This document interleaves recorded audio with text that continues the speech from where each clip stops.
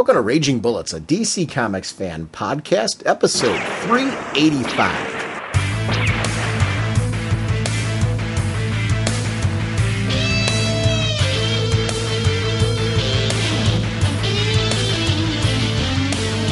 Welcome to Raging Bullets. I'm Sean Whalen, drnorge, and I'm joined as always by my co-host, Jim, the sensational sensei of the whatnot segulent and the Duke of You-Know. How's it going, eh?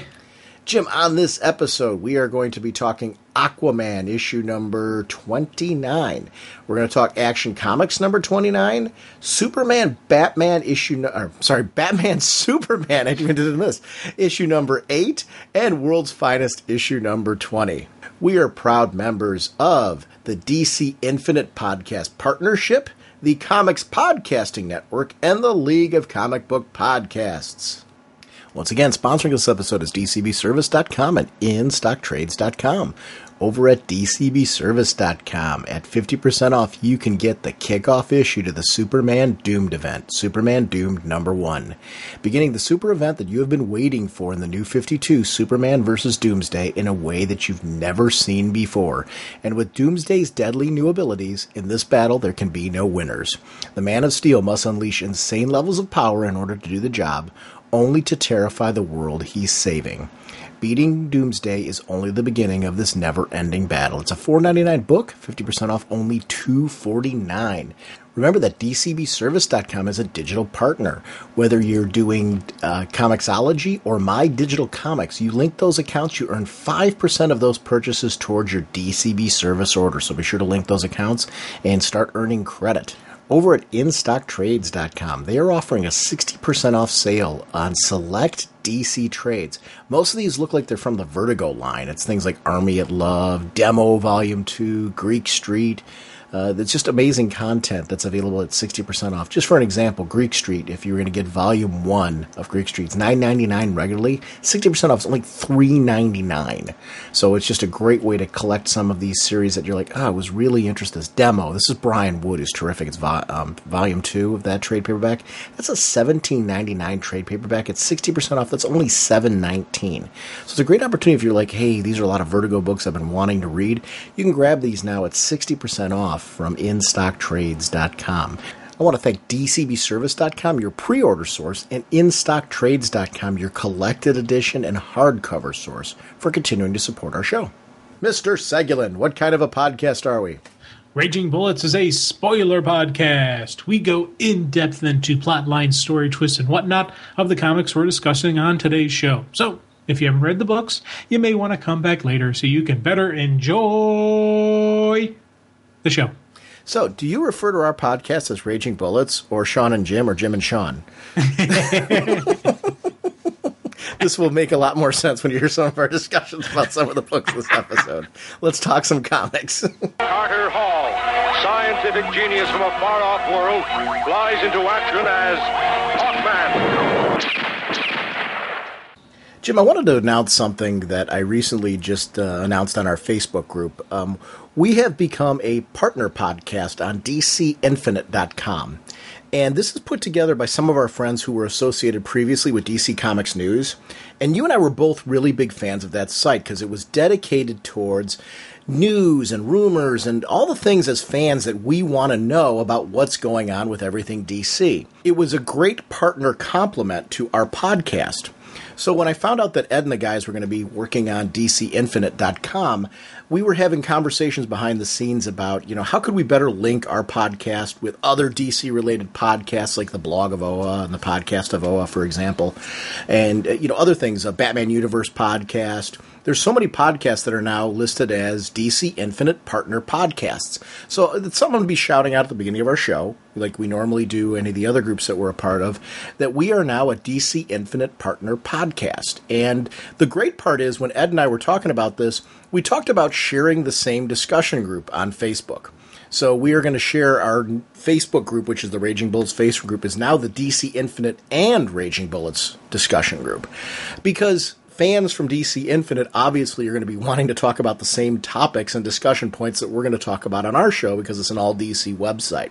So it's a nice relationship and a nice way to bring new people into our discussion group, but also for the people that are already a part of our discussion group that are enjoying the content that's being delivered on DC Infinite, you can have your discussions in the discussion group that you're already a part of.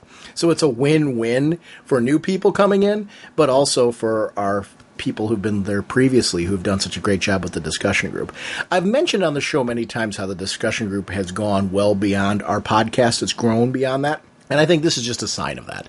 I think this is just a natural progression for the Facebook discussion group for it to be something beyond our show and to be further linked with that. And I'm just really excited to be working with Ed and the guys over at DC Infinite.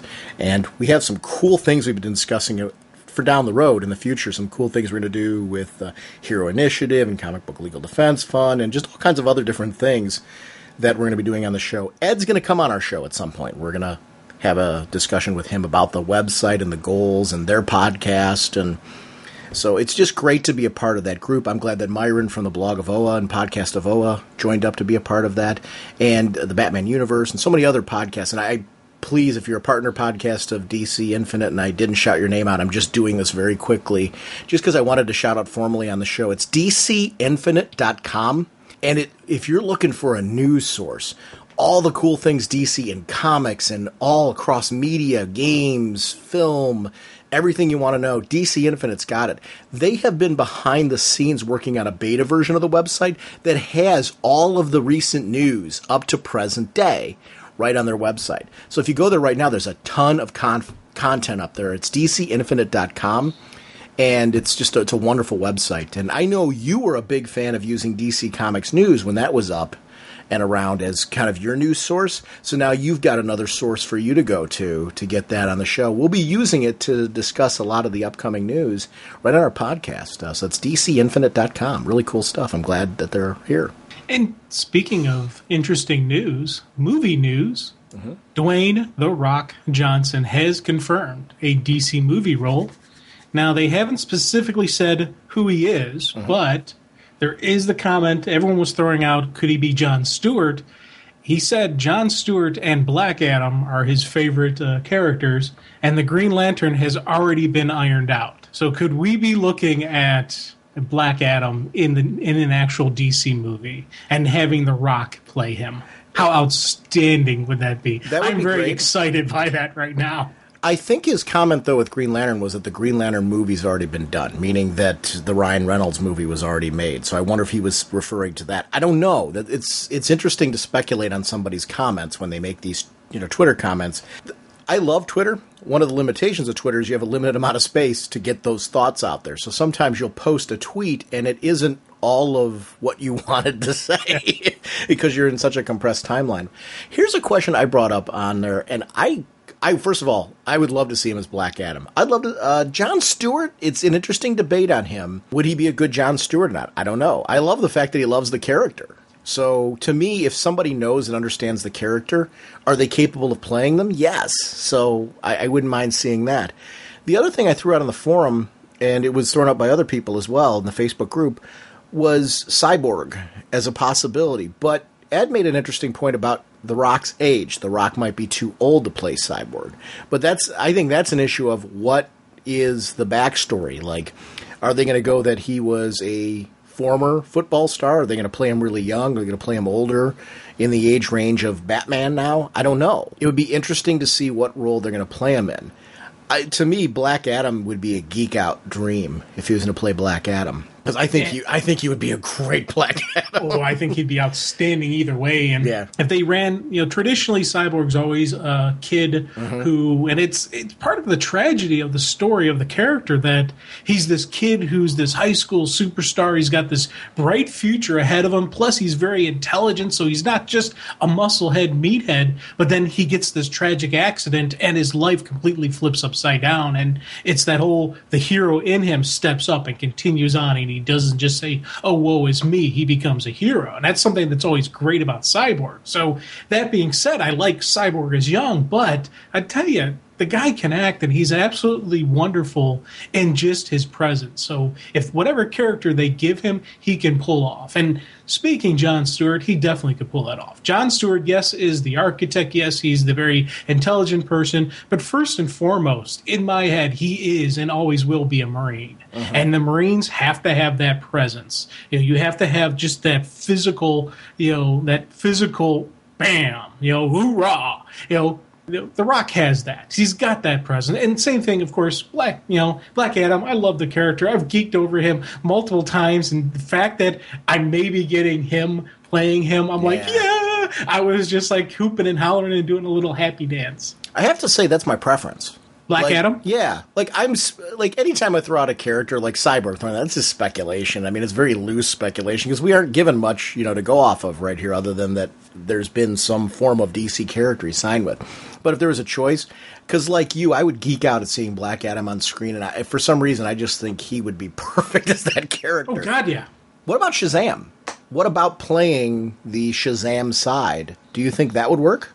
I think he could pull it off. Again, it's, who would they have playing Billy? Because I do think you need to have that Billy, character. So and we've seen him do comedic roles, so he could play it as a kid in his massive physical form, but he wouldn't be too goofy and silly that he would lose it. But there would still be that playfulness. Because, we've both seen with some of his mic work and some of the stuff he's done in wrestling, some of the stuff he's done in some comedies he's been in. He's got a funny streak to him, and he does understand what funny is. So he could do a soft touch and have that kind of childlike essence that Shazam would need. So he could pull it off easily. Personal preference would be Black Adam's side. Same with me. But I think he could pull off and here's the thing. The one catch with that is, I think sometimes, Billy, if you're going to do Shazam, you need to remember that you need to believe this is a powerful character that can accomplish great things. So if you went that route and had him be Shazam, just as an example, I'm not saying this is what's going to be, you need somebody who looks the part, which he clearly does. While you do the comedy, you can also do the serious side and really believe that this guy can accomplish something impressive. So that would work for me as well. I don't know. I'm open-minded. I'm anxious for the news. I love speculating. And these Gotham images that are being posted, they had like a first image of Alfred. Yeah. I am so geeking out of this show. It's like this in The Flash. I want to see these shows come to life because, they're great serialized television, I think, would come out of these. It's funny how I'm just as excited for like Constantine, The Flash, and Gotham as I am the movies that are coming out, and movies that are coming out from Marvel. I think that it's nice to see just comic book content exploding into, we got a Preacher series that looks like it's going to come to fruition. We got Walking Dead on there, which is just a home run every week. I think certain projects work better as a TV show. Certain projects, tonight's the Birds of Prey episode of Arrow, right? Yeah. And that's been nothing but a home run. So I don't know. I'm glad to see more content coming out and being delivered judiciously where, let's wait until we've got a concept that works. I don't worry when, if a concept fails and they just don't come to TV with it. Well, there's a reason, and they jump onto something else, and we seem to see more of these coming to fruition that have been really, really good. So I'd rather them be cautious and only put out the ones that look like they're the best of the best, because to me it legitimizes comics. The only thing I wish, and I guess I really don't understand this, why are they not in the evening television shows promoting comics? I get the whole bit with cartoons, you can't do it because you're catering to kids. You know what I mean? So you don't want to cater merchandise that would be on the kids. And I guess maybe it's the same problem because if you link it with these late night shows, you're still, I guess, catering to kids with swag. Yeah. Does that make sense? Because you're figuring that families are going to be watching this, so you'll be catering to kids. But I would just love to see the comics somehow promoted with the evening programs on some level. Because to me, Arrow, if there's one program right now that's out there that's a natural jump-on point to comics, it's Arrow. It's littered with comic references, and I think the tone and the way it carries himself is so comic book that I don't get it. And I would say the same thing with Agents of S.H.I.E.L.D.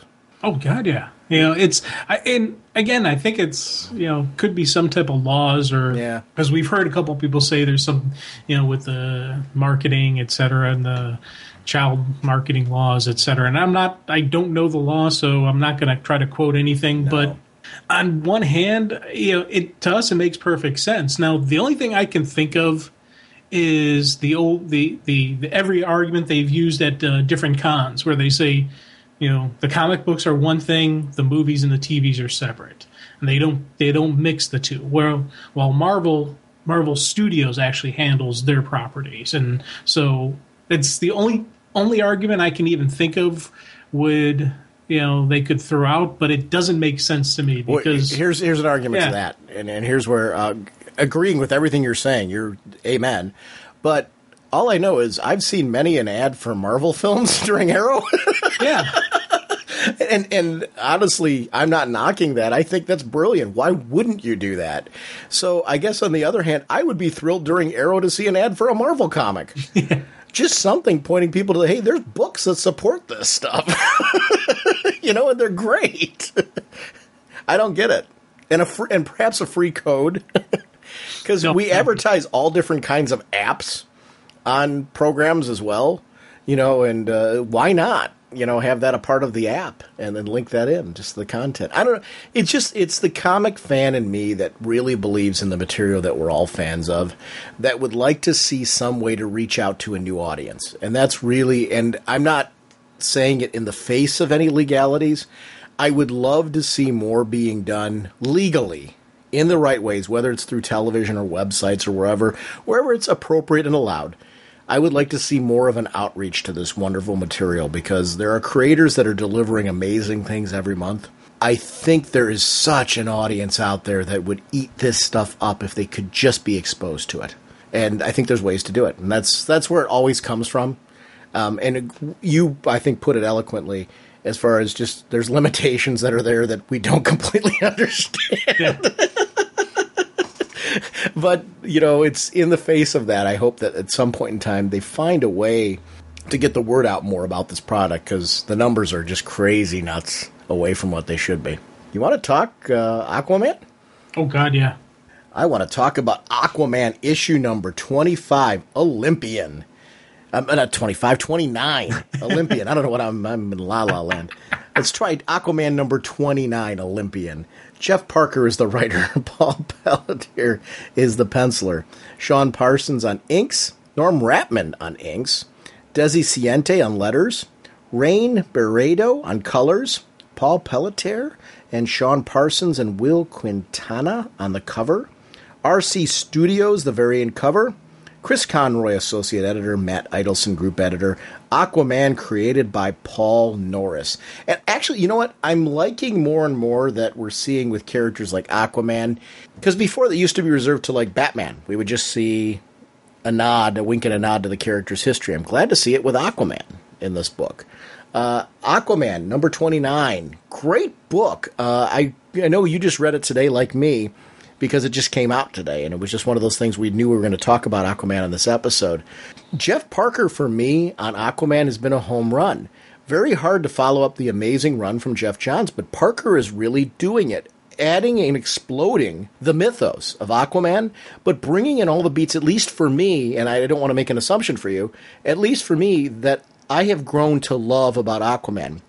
I know for you, your latching on point to Aquaman was Mira. And really, it became Mira and then Aquaman for you. Is this book hitting the right beats for you? This guy is hitting home runs for me. I tell you, with Jeff Johns and Gail Simone, anybody who follows a book they're working on, good luck. Because those are my top two favorite writers. The way they create a comic is what I like in a comic. And with Aquaman, this was... Jeff Johns, to me, like some of his finest work he's done, because it was a combination of really cool dun-da-da superhero moments, but you get that backside of the hero, you get those human moments and those moments where he's not being Aquaman, where he's being Arthur. And I always loved just those distinctions and the relationship between him and Mira. And I was like, man, this is what you do with a superhero comic. This is what you do with a couple in comics. It was in every area that I loved in comic books, it was hitting.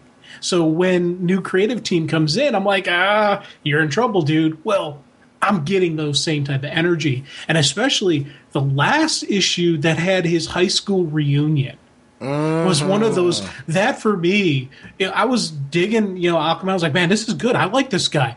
That was the issue that's told me, I'm like, okay, this guy is writing an Aquaman that I absolutely love. This guy is hitting on all cylinders for me because I got to see Arthur Curry. And again, those great human moments, those great moments between him and Mira, and just the bits where they would take a little bit of funny moments and go on to, action sequences set up for the next issue, just all these different parts. Like the one guy in his high school who he keyed Arthur's car. And he was all nervous. He finally confessed. And he's like, "You are lucky today is an Atlantean, right of, forgiveness. I will forgive this transgression once." And I was like, "Oh my God, that's hysterical." It's like, you don't remember? Like, no, not at all. But that right there was just a hysterical moment. And then later on, when talking about the time when he knocked out that guy, and the first time his strength kicked in and he knocked somebody out for like a month, and how guilty Arthur felt about it. Well, he's like, hey, does he talk about that? You kidding? He talks about it all the time. Aquaman knocked him out for a month. And it was just those great moments of just that really cool people and Aquaman reaction, but it was Arthur they were talking to, and that duality. So seeing that going through, I've been like going, dang, this is awesome. We kick it into the Olympian. I was like, what the heck is this now? Heavy. Once again, we go back to some really cool high action combat sequences that you're just like, how is he going to get through this? Especially by the end when we realize who just got released in the world and who's a little bit mad at him. Amnesty Bay. One of the things that I really like about it is, with the New 52, the idea behind the New 52 was to take the core concepts of all of these characters, but plop them into a modern world. Have the modern world address them. How would they react to these characters being in existence into this world? Well, the nice part about Amnesty Bay is we get to see something I don't think we're seeing in the other books. What happens when a smaller community realizes that this hero, this kid who grew up here, whose father had a major role at the lighthouse, basically dedicating himself to this certain lifestyle. What happens when they encounter that one of their own is in fact this something larger than life? And how protective they are of Aquaman and his secrets, and where even to the point with where he lives. It's the people who have grown up there and lived there their whole life versus the people that are newbies to the town and what they know and what they're willing to reveal, I thought was absolutely outstanding, because I think that sets this book apart from some of the other ones. It's not just about Atlantis. It's also about Amnesty Bay. These are characters that have dual homes, and it's a mistake if you don't acknowledge Aquaman's duality. It's what makes the character interesting. Everything you're mentioning about the high school reunion, home run. Why is that great right now? Because we've seen a lot of exploration of Atlantis. And I love the Atlantis bits. I love that this is a guy who's literally, quote unquote, fish out of water. and yes, it's a very bad joke. It was meant that way. But he's literally a fish out of water when it comes to the politics of Atlantis. And he constantly has to deal with that. And he and Mira partner up together for that. Her role there and her being a true partner in this book. My biggest worry with this whole crazy edict that the characters can't get married, they can't have these relationships and that type of thing, where it's so limiting is I was really afraid on what that would do to the relationship with him and Mira. To me, she's the queen. Yeah. They need to get married eventually. It's stupid if they don't. It's a lack of understanding of this character, both characters. Here's where it's not stupid, and I'm going to pat them on the back for it. We're seeing in these issues develop why he should marry her. We want him to marry her, because why would he let her go? And the story tells you that. So if they don't see that, and that doesn't eventually happen, when should it happen? I don't know. There's a logical progression of that will make sense story-wise. I don't have a problem with the fact that they're not now, because of the fact that it's being written so well that we want to see that happening. But should it eventually happen? Yes. Will it be just as interesting when it does? Absolutely. As long as you got this kind of writer on it, amen to it. And there's actual cool story elements because they're not married. Right. We saw a couple issues ago where the council basically wasn't acknowledging her, looking at her as a consort and not as a queen.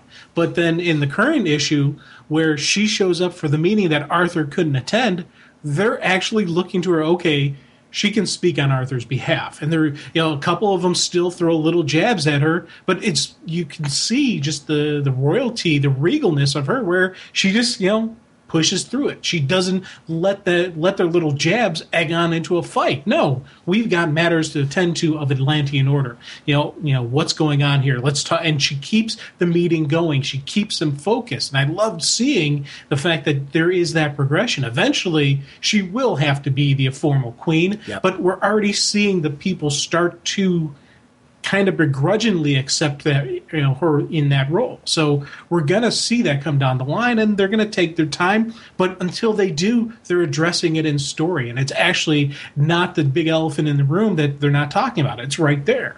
This is what's going on. Here's why it's a problem, but it's a cool story part to us. I'm like, dang, that's neat. When we see this professor that stole the staff going and exploring ruins, dealing with magics that he doesn't quite understand. It's one of our fatal flaws as humans, because I can sympathize with him, where I'm like, I get it. You've got this dig. This is your opportunity to be noticed, to really be validated in what you do. Everybody wants that, in whatever their profession is, no matter what you do. You want to be validated in what you do as being something special. It's a natural instinct. And even I love how the people who are trapped on the other side, the creatures that are trapped on the other side, are basically acknowledging this is a human flaw. Yeah. That, to me, was brilliant writing, because we're seeing this through the side, and I'm like, wow, really, just they've been watching us for years. They know that this is the case from the Atlanteans, but also us now. There was something just so cool about the way that whole sequence of events was written, because I was reading that and going, it's just really interesting commentary that we can all relate to. Whether it applies to us directly or to people we know, it is definitely a human thing that would be a part of that. And I love when comics are social commentary. This book is so social commentary on who we are as people. Oh, God, and I think it's the relatability of the book. And it started that way, and it's something that is continuing through this, which is something like, I love the fact that the Dr. Shin earlier, in the first part, was the one who revealed Aquaman's presence to the world, because he wanted to validate his own research and say, see, I'm not crazy. And all that craziness that caused Aquaman as a child, when he released who he was. Well, we got this Dr. Evans, same thing. He wanted to reveal, that he wasn't crazy, that he knew what he was talking about, and he steals Arthur's, steals the trident, and really doesn't, he doesn't have any safety concerns or any. He just steams ahead, with pretty much no concern towards what he could be opening up. And even when Arthur, is giving him the business, hey, what the heck are you doing? He's like, well, I couldn't ask for permission. You would have said no. Yeah, there's a reason he wouldn't have let you have one of the most powerful magical items in your hand. You're not responsible with it. We see right here by you opening the gates of hell with all these demons, or whatever you want to call these guys, coming out. I love seeing that, and especially because we had this type of threads and these type of comments before, and they're now continuing on into the title. It's what we talk about with changing of the creative teams. They got to acknowledge what had happened before, continuing on. Tell the story your way. Be comfortable with making the characters your own, but you can't forget what happened before. You got to build off it, and we're seeing prime examples of building on those characters, and it's one of the reasons I'm really, really still excited about Aquaman. Yeah, and there's an excitement there for this character. I would love to see an Aquaman movie. And the reason why is I want to see this explored, or I want to see the TV show. You know, like I was sad that TV show never came to fruition. I don't know that it would have been the time to bring that TV show out, though, to be honest. I think they did the right thing by not putting that show out then. I think now is a much better time. I think that I think people are looking for DC to be doing what Marvel's doing, in the sense of expanding their universe, getting their characters out there. I think there's an interest and an excitement, not just from the comic fans, but from the casual fans, people who maybe were lapsed comic readers or know the characters from different media. I think sometimes it's underestimated the amount of people that watched things like Super Friends and enjoyed it, and do have, like, this idea that Aquaman's a joke. Well, yeah, it's true that there's things about Aquaman that we laugh at, but, you know, Batman survived for years on being a spoof television show and you know, threw out a great audience because of it. Aquaman, with the way Jeff Johns has written him and Jeff Parker's kind of carrying it over, really touched on that reality, and I think there's ways to put that in the film without making the character a joke, that I think would be a wink and a nod to those fans who are coming to the film because of the fact that they laughed for years at Aquaman. But I honestly think that he's a character that if you do it right and you're careful with it, it could be a home run hit. You know, you've got to put out the right trailer with the right casting and the right story, and Aquaman could be one of those films that would get, because people know who he is. Like, if you go into your, well, actually, I'll use you as an example. You often talk about at work how there's people at work who aren't comic readers who will ask you questions about certain characters. Tell me, if you announce the name Aquaman at work, then most people aren't going to know who Aquaman is. Oh, everyone will know who Aquaman is, right? But they all know him as the guy who talks to fish, right? And it's funny because the fact that you threw that to me, because I was getting ready to make a comment, because he's one of the characters I talk about at work. You know, when I'm talking to different people about, you know, so what's new and what are they doing and stuff like that. I'll mention him, and they usually chuckle. I'm like, dude, you don't understand how cool they're making Aquaman. Like, really? Like, and all you got to throw out to them is think about it. He's strong enough to survive at the bottom of the ocean. How much pressure is on the body? And he's not only able to survive that, he's able to swim superhuman fast. How strong do you think he is? And they're like, oh, yeah. And they just, once that reality kicks in of just how truly powerful he has to be to survive that, they're like, hey, so he's like got Superman level? Like, he's got Superman level strength there. You know, now when he's out of the water, he will get weaker, but it's not an instant, immediate thing. There's still moisture in the air, and they're like, "Oh yeah!" And it's once you start throwing out the logic, people quickly jump on Aquaman. I'm like, he's a king. He's a noble king who's got some really cool attributes as well as some really kick-ass powers. He's one of those guys that, yes, this could be something of a movie. And within 5 minutes of a conversation, I've got people saying, "Oh, that's kind of neat." Now, I'm yet to get really anybody to read comics, but the fact that they acknowledge, yeah, that's neat, tells me we could make a movie out of Aquaman. Everything you just said, though, becomes a trailer. Forget what you know. This is who he is. And you throw all of that in. You show his strength. You show his power. You show the mythos of Atlantis really quick. He's a king. He has an army that's unsurpassed. And you show all the deadliest creatures. You show the Atlanteans. Every little detail that we know about his history. And then at the end, Aquaman. I mean, it could be a really cool trailer where you bring in and acknowledge the fact that people have a perception of him. Here's why he's cooler than you ever thought. I think that there's a name branding there that would naturally work as a film. If they don't do it, they're nuts. They really are nuts.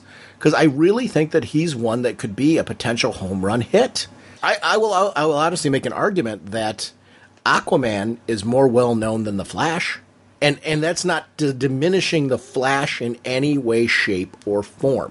I love the Flash, and I'm so glad they're moving forward with the Flash. But if you're moving forward with him, absolutely no reason why you couldn't move forward with Aquaman, because of the fact that he's such a distinct character that's so unique. You got to sell him right.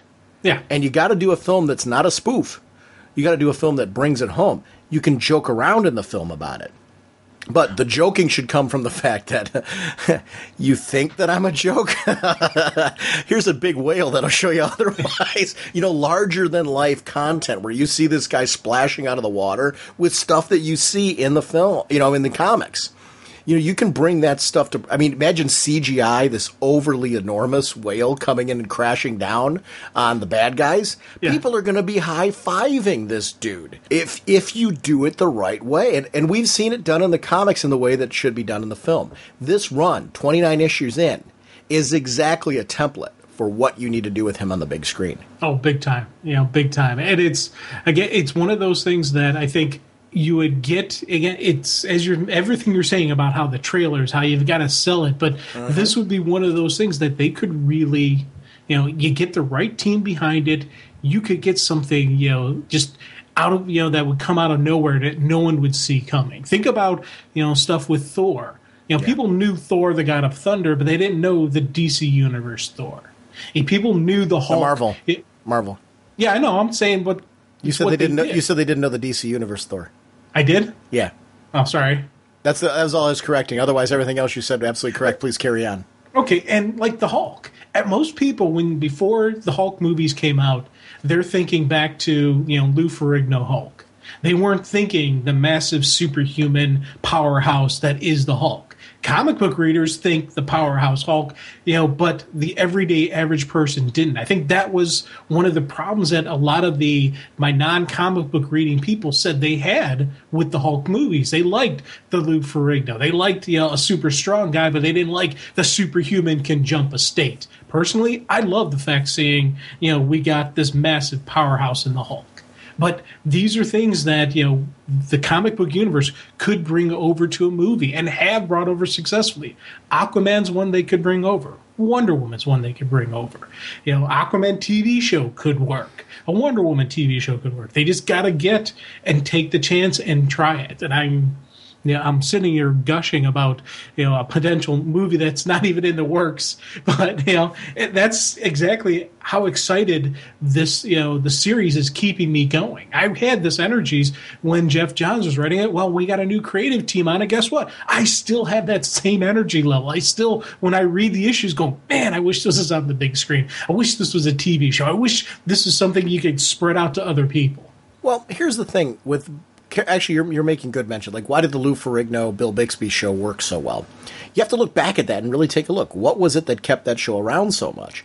It was a great balance of really getting to know Banner and really getting to know his relationship with the Hulk in a way that makes sense. You have to do the same thing on the big screen. I think, really, if you take a look at the Hulk in the Avengers, you really got to see a Hulk that I think was much closer to a modernization of the Hulk we watched on television. Not power-wise, agreeing that now we've got a completely different power level. But when we see him outside of being the Hulk, I think that they got Banner absolutely right. I will actually argue that Edward Norton, I thought as Banner, was fantastic. I really liked that. I think that Avengers, though, is a good launching point. It's funny, I would have loved to seen how the Edward Norton movie would have done if Avengers had come first. Oh, that would have definitely been a, you think how well the Thor #2 did as compared to Thor #1. Sure. So it's a comfort with the characters, and just, an understanding, because, the Hulk we got in... the Hulk and the Banner that we got in the Avengers were somebody we were comfortable with. Yes, it was a different actor playing Banner, but that still felt like the same person. That still felt like it was going right after the last movie, and it was a continuation of who we had. And we got personality in both of them. Yeah. It's the puny god scene. Come on. That was an absolutely hysterical moment, that I still chuckle about. And it's... Why did you have those funny moments? Because we're seeing, the Hulk go from that mindless monster to having more of a personality while he's the Hulk. He's still not Banner. He's still not doing complex, scientific experiments. But he's not just the. Rrr. So there was a personality to him. By the way, I learned something in comics that the markings on a rune that stand for gate are not the same as the markings that stand for hell. Yeah. was really great how they manipulated that to make it look like something that it wasn't, so they could use it as a way to get out. I liked that manipulation, especially saying, you were so eager, and we just manipulated your mind, so that way you felt this, so you would open up the gateway to let us out. Basically messing with things that we don't know. We do that as humans every so often, not so often, quite often, because of the fact that we want to understand our world, how nature works. Sometimes we do it to understand the great beyond as far as where we came from and what that would all could be. So we mess with forces that are usually beyond our level, and we should applaud ourselves for that when we do it. But we have to be careful when we do it as well, because we can mess things up royally.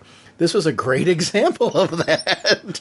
There's a lesson to be learned there. Obviously, we're not going to be opening demon gates, but as far as messing with the forces of our world and what we do when we make new inventions to our planet, there's a message that can often be learned from comics that kind of carries over into real life, that we need to be careful in the things that we do. I loved that. I was just eating up that whole moment, because you knew that there was going to come a point where Aquaman's going to be like, what are you doing, my trident, and why did you do this? Well, and I got to tell you, as we're throwing out kudos, we've been gushing justifiably about the writing, but we do have to comment on wonderful artwork here. Oh, yes.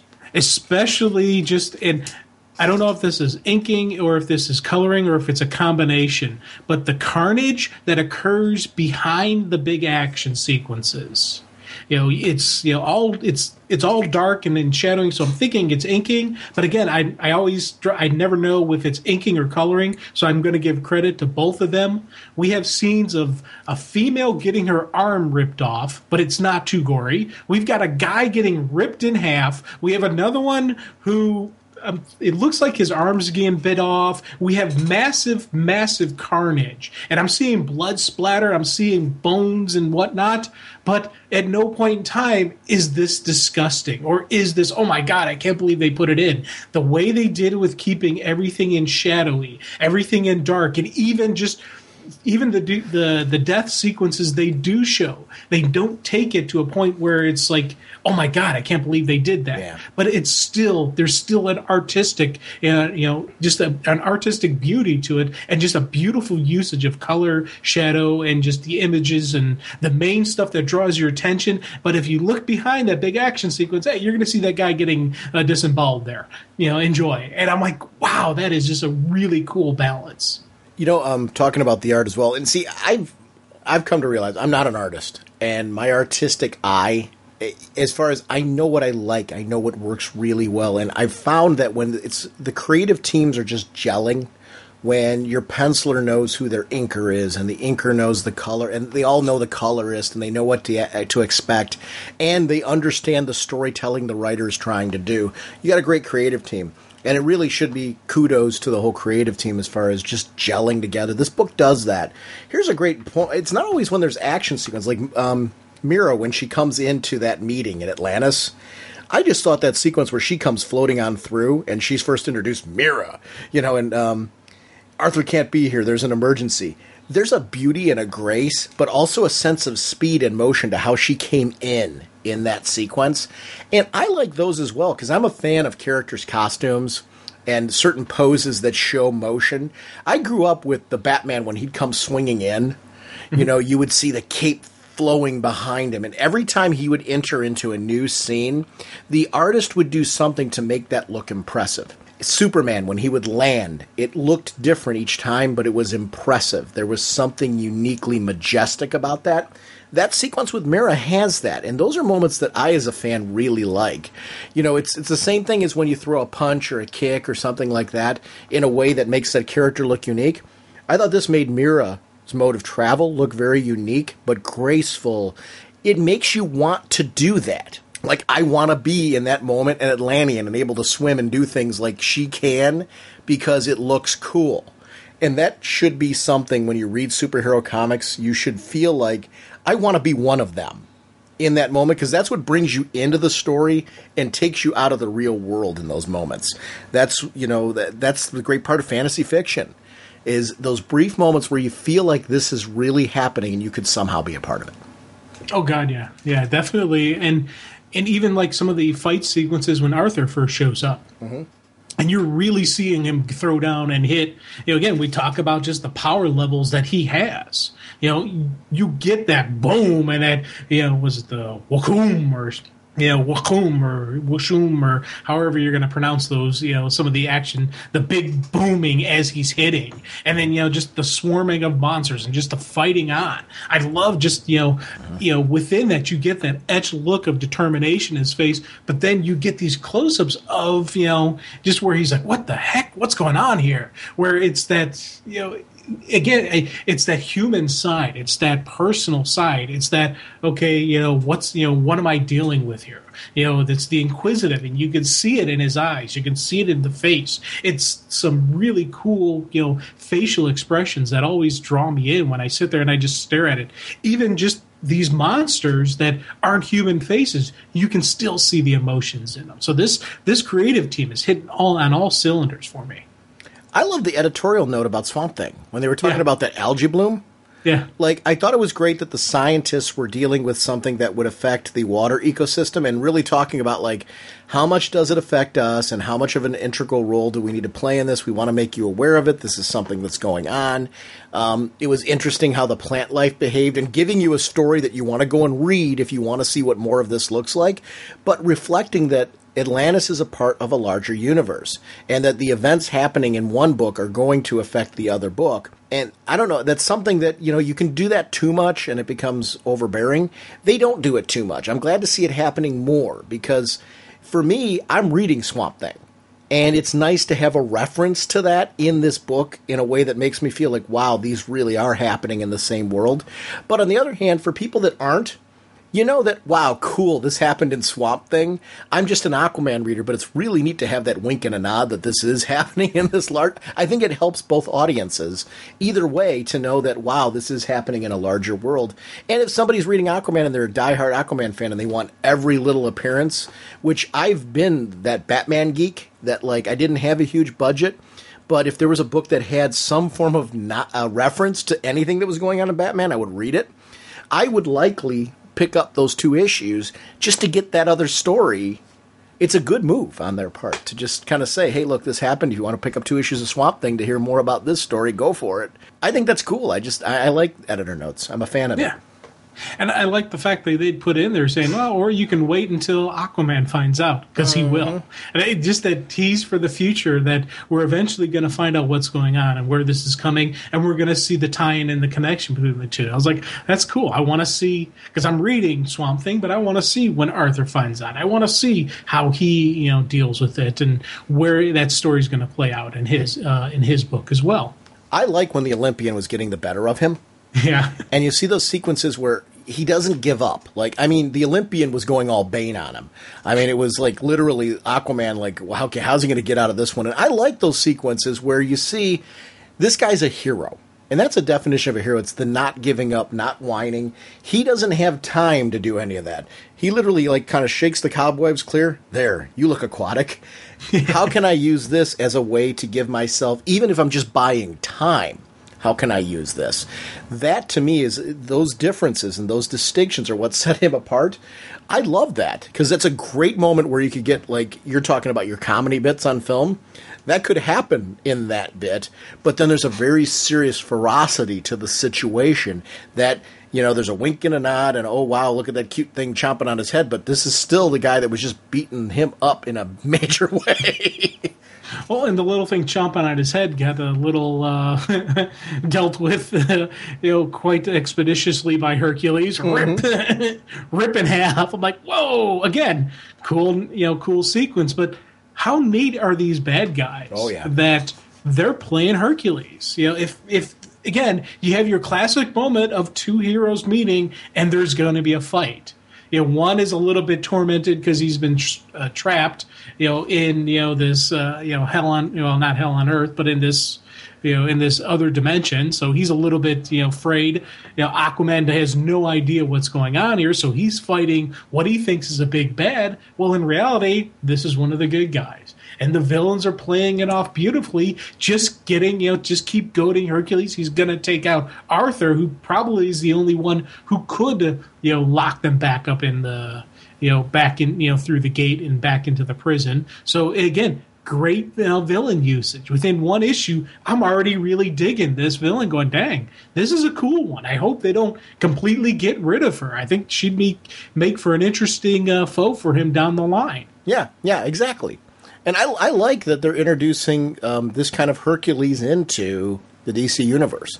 You know, they've been introducing a lot of different kinds of gods, a lot of different mythos, and I like that they're not separating them from each other. You know, this is going on in Aquaman's book. There's clearly going to be there would be an awareness of these characters in Wonder Woman's book. There'd be an awareness of these characters in, you know, and Wonder Woman's dealing with the new gods and different things like that.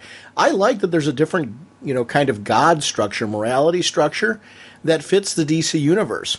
But yet, then you take a look at things like Phantom Stranger, where we're dealing with basically stuff from like the Old and New Testament, you know, that are DC's version of them, but they're not afraid to touch on like religious notions that have been a part of our world since the inception. They're playing with them from a fictitious standpoint, so there's no part of this that has ever changed my own personal feelings on religion. It's fiction, and that's what it is, you know, but it's not afraid to touch on things that connect with all of us.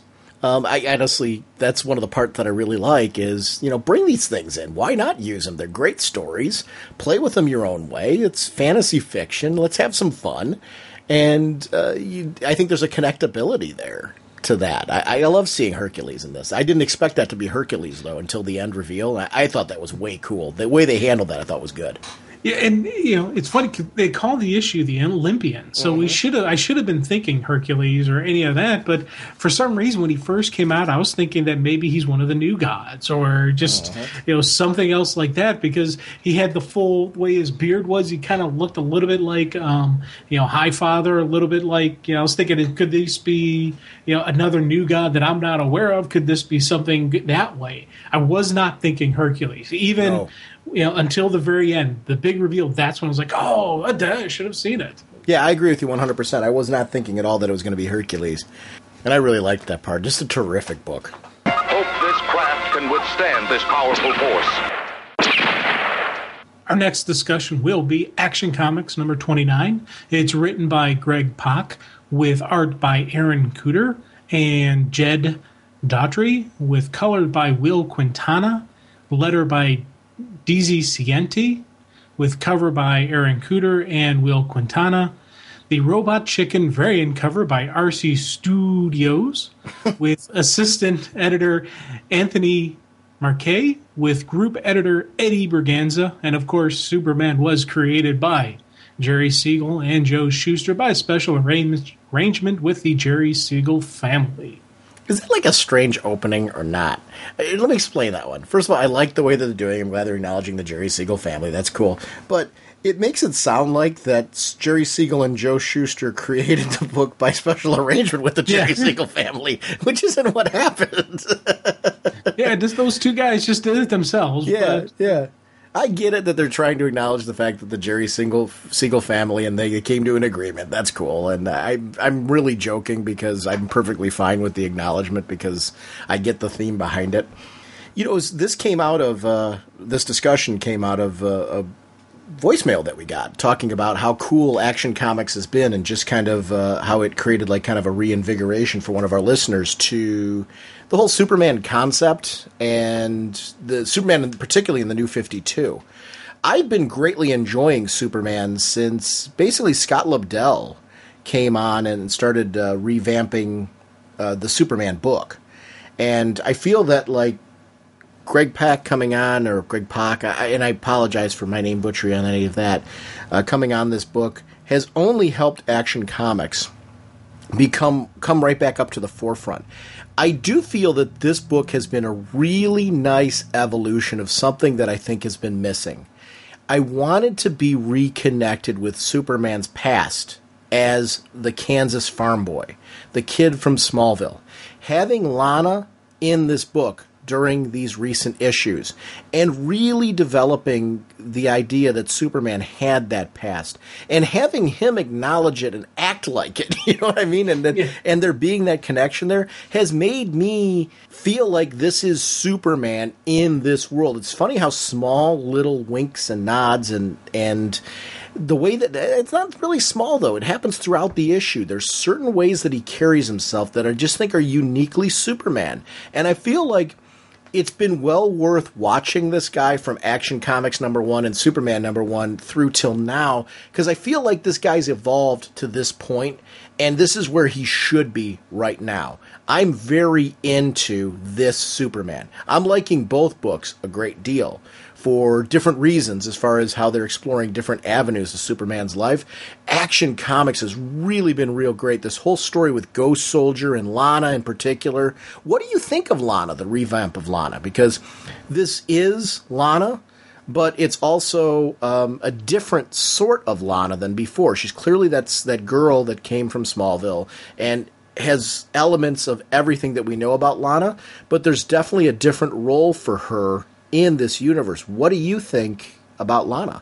Oh, God, I'm loving this Lana. Mm-hmm. She was always a character that I kind of saw her as the Kansas farm girl who was Clark's, who was Clark Kent's, girlfriend, who really couldn't hang with Superman. And I was always thinking where the difference between Lois and Lana. Lana was that sweet, nice girl that you could see why Clark Kent, when he was growing up, would, be attracted to her and, be the first love. But she couldn't really keep up with Lois Lane. She didn't have that worldly type experience. And the reason why Superman always, fell for this mortal woman, it was always that understanding in my head. This Lana Lane, could keep up with Lana Lang, excuse me, I said Lane by accident. She could keep up with Superman and Clark Kent. And I like the fact that she is, yes, that Kansas farm girl. She knows little quirks and little, she and Clark will have those little moments. But she isn't just that sweet, innocent girl. She can throw down. She can hold her own. And I like seeing that adventurous side of her. I like seeing the fact that this is a reason why he would be attracted to her. There is something more than just the sweet girl of the past. There's some coolness to her, and I'm very happy that they've introduced this character, and I hope we get a return of her periodically. Ghost Soldier, the fact that his power set and the knives, and there's a magic element to it, can hurt Superman. And we saw that at the cliffhanger from the last issue where Superman was left, being run through by but this is Superman again. You really, really hard to kill, even when you do what Ghost Soldier's done to him. I am loving the new suit more and more now because of its Kryptonian origin and how when things like this happen, well, okay, why can the suit reconstruct itself? Because it's from Kryptonian origin. So you're going to have a few pages where you've got Superman dealing with this bleeding out kind of thing, but we're going to see the suit very quickly reconstruct itself at a certain point in time because that's just what it's going to do because of its nature. And I really like that part of it. This was a suit that I got to admit, I was a naysay. I didn't really care for it in the beginning. I went along with it because I was liking the story and where it came from. But gradually over time, the creators that have been involved with this suit and bringing it to the forefront for all of us have done a great job of making me a believer in it. I like it now, and I actually really like how I think the way it's drawn now has evolved gradually, where it's sleeker, if that makes sense. Less of a focus on the armor element and more the focus on the Superman underneath, which I think is a step in the right direction for it as well, and why I like it so much. Oh, God, yeah. And some of the stuff that I liked with, especially these past couple sequences, you really do see not only just the repair of the suit, but it also is going to help with his healing process. Because you think about it, that's going to be kind of like a giant Band-Aid helping him out. That it's not a foreign substance coming in. It is created based off of his DNA, Amen. His Kryptonian genetics, so it's going to add to the healing factor as well. And we've seen that it can help radiate from the sun and just all these other stuff that's been throughout the history of this suit. And as it's getting expanded a little bit more and more and more, you see that it does make Clark that much a better Superman, does help with the healing, does help with the stuff. So I've been a fan of the costume from the intro, and as time goes on, I enjoy it more and more and more. It's one of those things where I'm really glad they went with this. I was surprised that out of the two of us, you were more of usually out of the two of us, you tend to go more traditional. So considering Superman, I figured you would be the one who would have the bigger issue with the change. And it was funny how gradually artists made me a believer.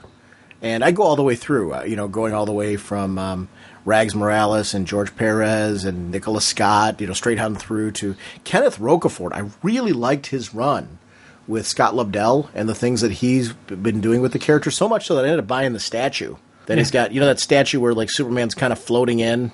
And I don't know if you saw the statue I'm talking about, but it's based off of the recent artwork from Kenneth Rocafort when he was doing it.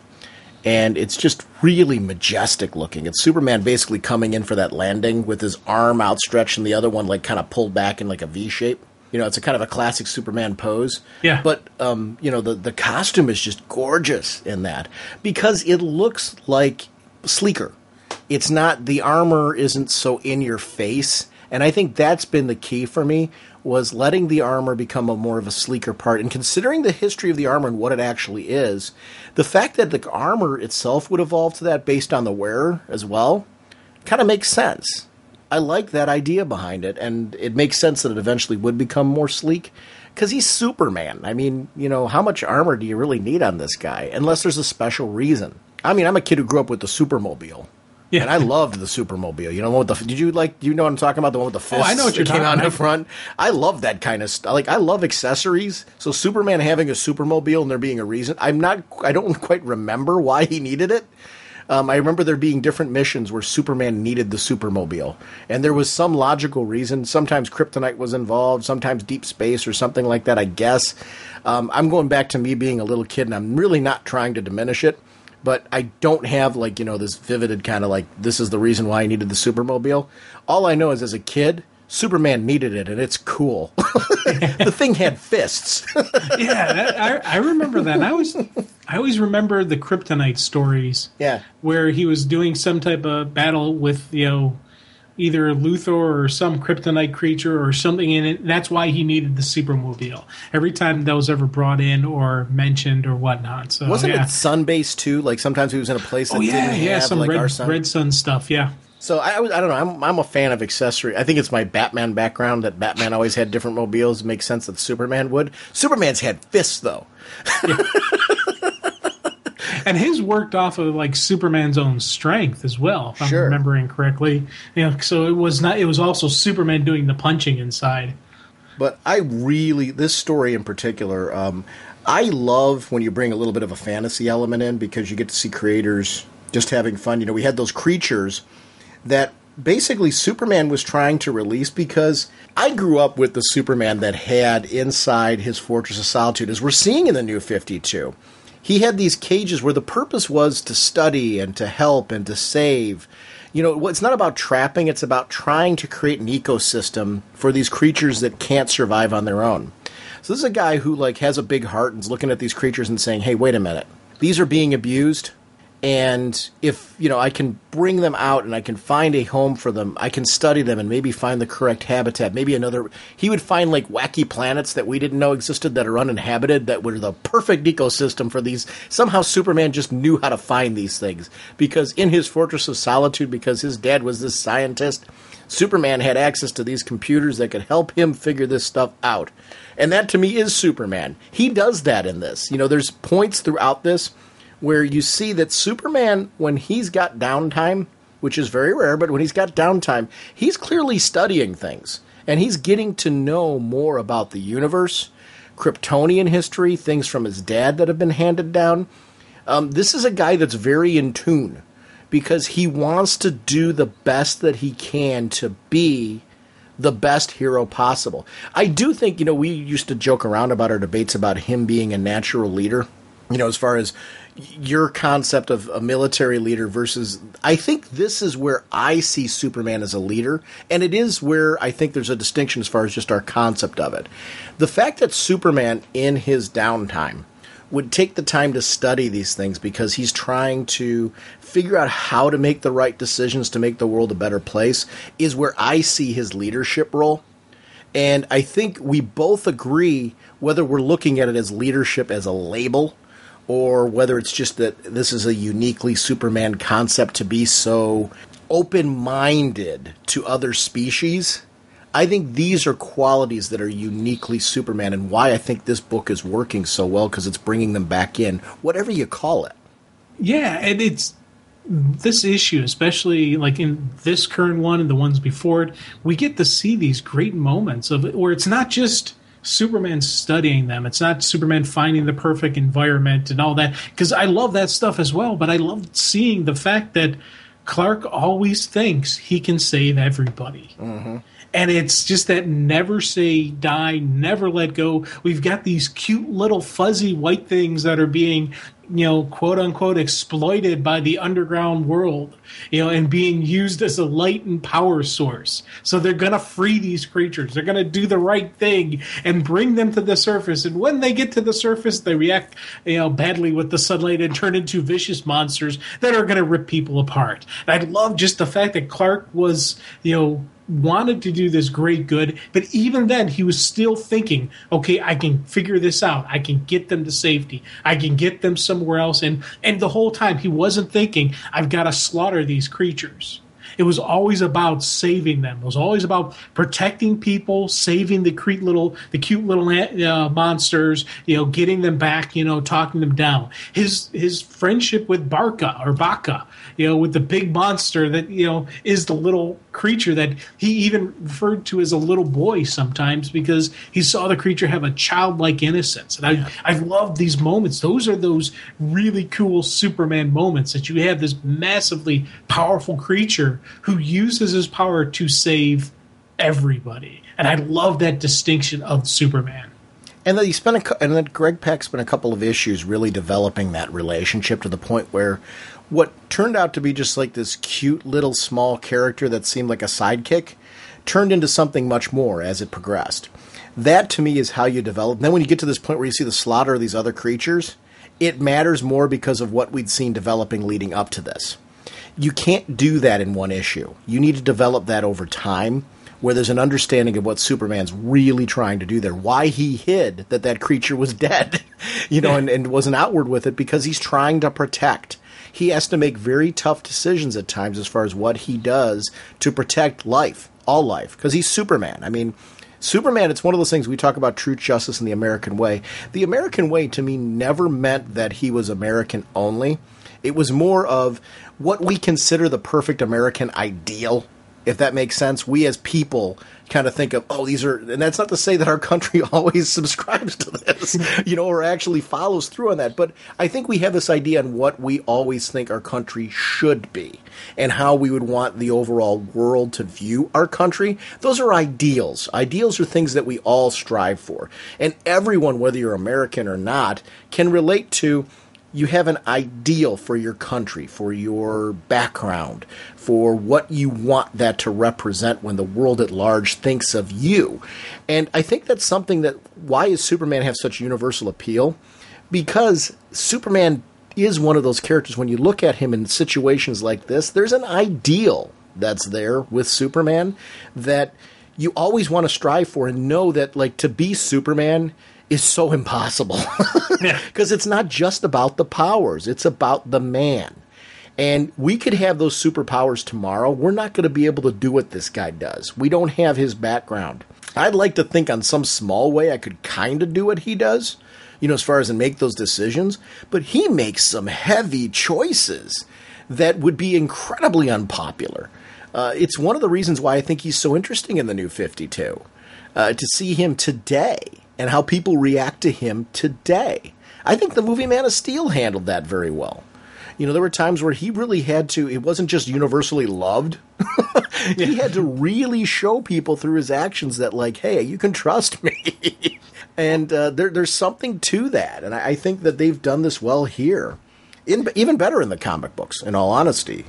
We have said on multiple times that if Superman was out there currently today, people wouldn't trust him flat out, and it's just the nature of, who we are. We're all skeptics. It's this person who's doing all these superhuman feats, for, the quote unquote good, he's not asking for anything in return. He's not asking for money, fame, anything. He's just there to help.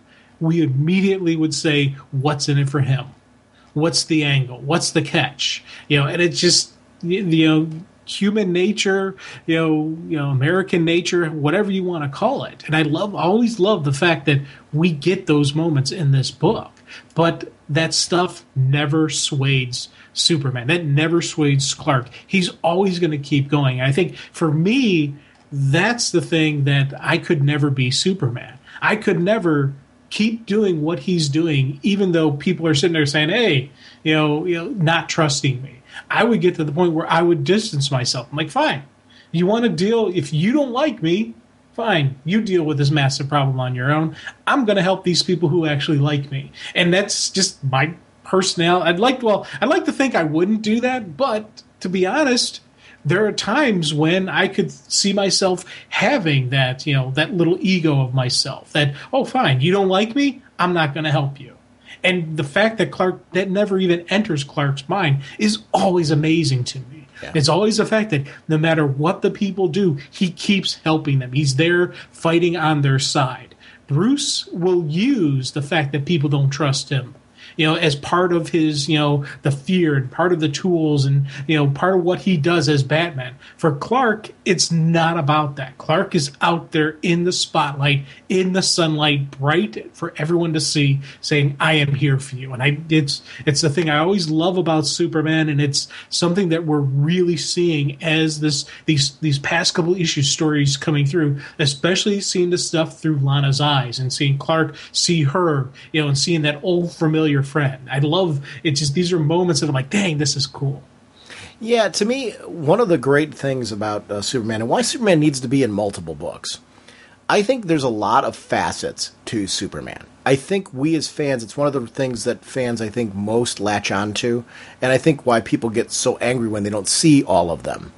It's you got to really get to know every aspect of this character to fully appreciate, understand who he is. If you just try to make him this guy with godlike powers and you forget the human side of him and the great humanity of him, you lose something there.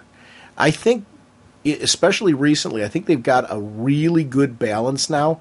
I think in the beginning they were trying to do a lot of great things with the character as far as hitting these beats. But I don't think that they ever were able to, when the books first initially launched, to capture all of the facets that make Superman such a satisfying read. I think the things that they captured well, but I think that people felt like there were certain elements that were missing. I think as time's gone on and they've been able to further flesh out who this guy is in the New 52, they've gotten to a point right now where, you've got, especially now that with his relationship with Wonder Woman, I think that has been a major feather in the cap. Whether it was Wonder Woman or Lois Lane, I don't think it mattered which one of the two. It has to be somebody that we want to see him with, and we want to see an exploration of what that relationship is like. We see a Superman that is showing Diana what the world looks like through his eyes. That's been my gateway into really coming to appreciate Superman. Like, I've been digging him since the New 52 launch. I haven't been a naysayer. I admit it. I've been liking it. I think it's been a gradual evolution, though, of getting to this point right now where I really feel like reading Superman is satisfying right now. I think the books that are out, they're all doing a really, really good job. We don't talk about that Superman Unchained. I think that's great. I mean, it's coming out like a little bit spread out, but when it's coming out, that's a great, great book. But I'm glad to see that Superman and Action Comics are stepping up to become heavy hitters in the Superman world. And I think that's just been over time trying to get a feel for what they want Superman's voice to be in the New 52. Because I feel like they haven't fully understood that until now. Yeah. It's funny as you're talking. I'm like, I'm sitting here just quietly nodding my head going, yes. Because it's Superman is kicking up, and the stuff you mentioned with Wonder Woman, and just Clark and Diana. That's again that exploration. This is something that what we're getting out of the Bat family, that great sense and that unity and that feeling of all these characters are interconnected. I'm getting those type of feelings and those type of vibes from the Superman family. we're getting, some really cool moments in Superman. We're getting some cool moments of action. Then you've got the Superman and Wonder Woman, the Batman and Superman. You've got some Supergirl stuff. You got some Superboy stuff. You've got this comprehensive feeling. And as I said, in each of these titles, I'm getting these great Superman moments. I'm getting these great never say die, never lay down, never quit, never surrender Superman stuff. You talk about Ghost Soldier, magic, a little bit of this, a little bit of that. He can hurt Superman. He can, throw down, but Clark's not going to quit, and Clark's going to play him.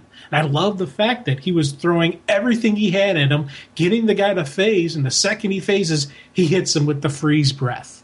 But it's not just the freeze breath of him. He does hit the whole area, and you can see that he is destroying the ecosystem in this area. And of course he feels terrible about it, but this is how far he had to take it to take this guy down, to figure out where he's from, who he's going with. And I love seeing Clark take that, really flex the power muscle, but as he's doing it, he is, does regret how far he has to take it. He doesn't just, completely lose sight of what he's doing. Yeah, I would agree with that. I loved when he pulled the mask off of Ghost Soldier, and we see Superman just like, this is, again, he's taking technology and using it for a uniquely Superman purpose of, like, recognizing, okay, I need to see what you're seeing, and how can I use this information? It's something that, like, Batman would have to take that back to the Batcave, or he would pull something out of his utility belt and start analyzing it. It would look different. Batman would still do something with it to reverse engineer it so he could find out this information. Superman just puts it on his face. Because he's Superman. I mean, that's just what he does. And you see him just, like, clearly analyzing things in a way that, like, okay, I can't explain what he just did or how he did it, but you know why he can do it? Because he's Superman, and he's got some kind of weird supervision or, some kind of understanding because of his dad and all that kind of stuff, and the stuff that he's done in the Fortress. There's some crazy explanation as far as why what he did worked, and it worked on the page. Like, as I was reading it, there was no point in time where I had a sense of disbelief. It was laid out incredibly well, but it felt like uniquely Superman because he's the only, like, you're not going to see Aquaman doing that. I mean, it's just, he's going to put it on a fish before he'll put it on his own face, because there's a fish that somehow can communicate better with that thing than he can. I mean, that's really what that's going to look like with those characters. Wonder Woman's going to give it to that god that she's working with that builds everything. Yeah. It's just going to look very different with different characters. Superman puts it on his face. I mean, that's just great. Because I'm not doing that. Oh, God, no. But you think about the sequence when he and Lana were in the underground, last issue, when they were in that underground world. And they're in their room freshening up, and she's got the glass of water, and she hesitates for a second. He just gives a quick look. No, it's clean. No poisons, no parasites. And again, it's that supervision that goes beyond anything, he's looking at the sub-level. With the last Superman Wonder Woman issue, he could see the atoms, used her sword to split an atom. I love seeing when we get this level of superhuman sensories that Superman has, that it can explain so much stuff. The super hearing, where he's able to hear this and figure out, where people are in the world just by the hearing, just by focusing his hearing, just the visions, this combination of X-ray and the microscopic vision with the supervision, combined gives you this. There's so much levels of Superman that you don't have to completely lay it out on the line and say he did this, this, and this to get there. You just accept it because, again, it is Superman. After that page where we had the 3 planes and Superman's flying through, what meant more about that page, there's sometimes where you do a splash page and there's no reason. There's no motivation behind it. This one was great because there was an emotional motivation there. He had just let Baka go off, and basically had to make a tough decision. Because, in his case, he wanted to be able to protect and nurture Baka.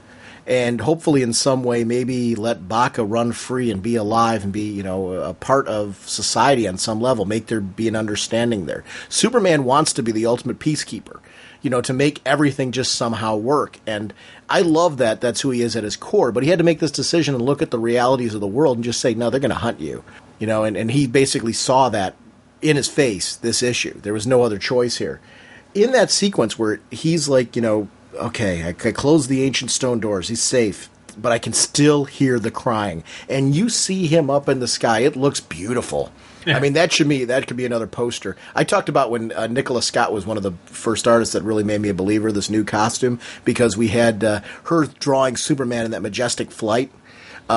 And it helps. It's one of my favorite artists that was doing images of Superman. But I've seen so many since then that I really love and respect who've done this version of the suit and done it justice. This is another beautiful sequence with it. Again, clear that it's an armor suit, very sleek though, not overly emphasizing the armor. Showing us it from the line work. But again, it's more super than armor, if that makes sense. It's the guy behind it, and the heat vision, and just the him coming through an explosion like that. They're just moments that are uniquely Superman because it's so effortless what he does in those sequences.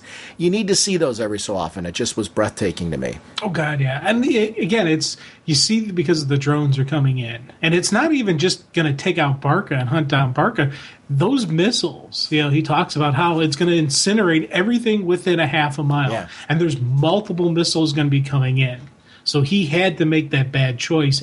But in the end, it's not really, and I like the fact that we do learn that it's not really a bad thing completely. That that's kind of Barca's people, and he's a prince in there, and it's not something like he's going to be mistreated or hurt, or it's not sending him to a death or anything like that. So I like seeing that, but again, you get those wonderful moments of just Clark feeling like he did let this little guy down. Clark does have this anger and this guilt, and he's going to do some throwdown, and we're going to see once again how powerful Superman can be if he lets himself go. And I love those just those moments leading up to it. You talk about just that beautiful sequence. That is a poster for me, and just wow, I can't just keep gushing more and more without saying the same thing over and over again, but it's a great moment. And right after those really cool moments, we get to see that orb got cracked and that little guy that they tried to save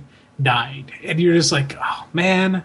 You're hoping for something wonderful and good out of this, and you get those touching moments of like, dang it, tear at the heartstrings, man. When he comes down and he takes the cape off, and he's using it as kind of a umbrella to cover Lana and the egg, and there's this there's a moment where Superman, you see him do these devastatingly destructive things because of his power, but then you see the love and the care in that moment, and you see that the egg cracked and there's that cute little creature still in there. One of them is still alive.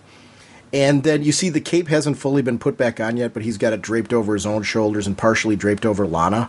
And you see them sitting there just having that conversation that leads to, I've got a better idea. The look on his face in that moment, the young Superman with his, evolved look. And what I mean is, you don't have the curl in the front or anything like that, which I thought I would miss more. I don't. He still looks uniquely Superman to me, and that character is still valid and relevant to me, the one with the curl and all that stuff that he had before. But yet this version of him looking very today just so works for me. Tower unit control, get ready, Superman moving hyper fast, and we see this introduction to Harrow, and the idea that this story is just beginning. The information that Superman's discovered here, he's recognized, there is a huge threat here, and that if I don't do something to address this, this is something behind the scenes that could get very, very dangerous if I don't get involved and ask real questions and demand answers, because I'm Superman, and I can. With multiple reads that we always talk about. Oh, yeah. And I kick myself when I realized this, how Harrow is already in ghost form. And you can see through her because you can see the one tech behind her, in position. You can see the head through her arm. And I remember when I first read it, I just was taking a reflection. But then I looked again. I'm like, no, I'm looking through her. I'm like, oh, okay, she's already in ghost format. Because I was thinking Ghost Soldier, was a specialized armor or something like that. No, they all have this type of ability and skills and whatnot. Yeah, it's just this has really turned into a terrific, terrific book. And I'm just having a lot of fun with it. It's great to see a Superman like this. It really is. Anything else you want to say about Action Comics right now? Woohoo! Jim, our next chat is going to be about Batman Superman number 8. First Contact Part 1. Greg Pak is the writer, Jay Lee on art, Jun Chung on colors, Desiciente and Carlos Mangual on letters, Lee with Chung on the cover, Tommy Lee Edwards steampunk variant cover, Ricky Purdon associate editor, Eddie Berganza group editor, Batman created by Bob Kane, Superman created by Jerry Siegel and Joe Shuster, by special arrangement with the Jerry Siegel family. And it was funny, we were talking about how to talk about this crossover. I said, you'd mentioned it first because you said, let's talk about World's Finest because you wanted to talk about the most recent issue of this. But I really wanted to talk about this issue because I'm a huge Jay Lee fan. And I wanted to talk about his artwork as well as the story. I do want to make a note. Usually you and I, when we do these episodes and a new book has come out in a series on the Wednesday, if we're doing a recording on Wednesday, we jump to the new issue. World's Finest was released today, the most recent issue, and it's actually the fourth part of this story, not the third part. The cover, at least on the digital version, said part 3. I don't know if the cover on the paper version said part 3 as well. It's actually part 4 of the story. The next issue of Superman and Batman is coming out April, looks like the 16th, if I'm seeing it on DC's site correctly. That's actually part 3. So you're going to want to wait and read that issue to get part 3 of this story. So it's why we're not jumping ahead today. We're not going to deal with that most recent issue of World's Finest. We're going to deal with the first 2 parts because it's really chronologically where we want to go with this story because I don't really want to read that issue until I read part 3. Yeah, I'm waiting on that. Now, I really want to talk about this artwork. Jay Lee did a story called Hellshock years ago, and I really enjoyed it to the point where I ended up they did a director's cut hardcover that came out years ago, and I still have it. I ended up getting it because I just really liked the artwork. I liked the story. There's something about his artwork that's very unique and special. And I like when we've got artists that have their own unique style. I actually just ordered the Batman black and white statue that he did. And it was last month. It was in the previews catalog. I ended up doing a pre-order for that. So if you're interested in it, you can still get that statue because it hasn't been released yet. But it's the next one in the line. It's this Batman from this series. And I just, looking at the cover right now, I'm just marveling at it. You've got Superman flying into Power Girl with a car being crushed between the two of them, and Batman facing off against Huntress.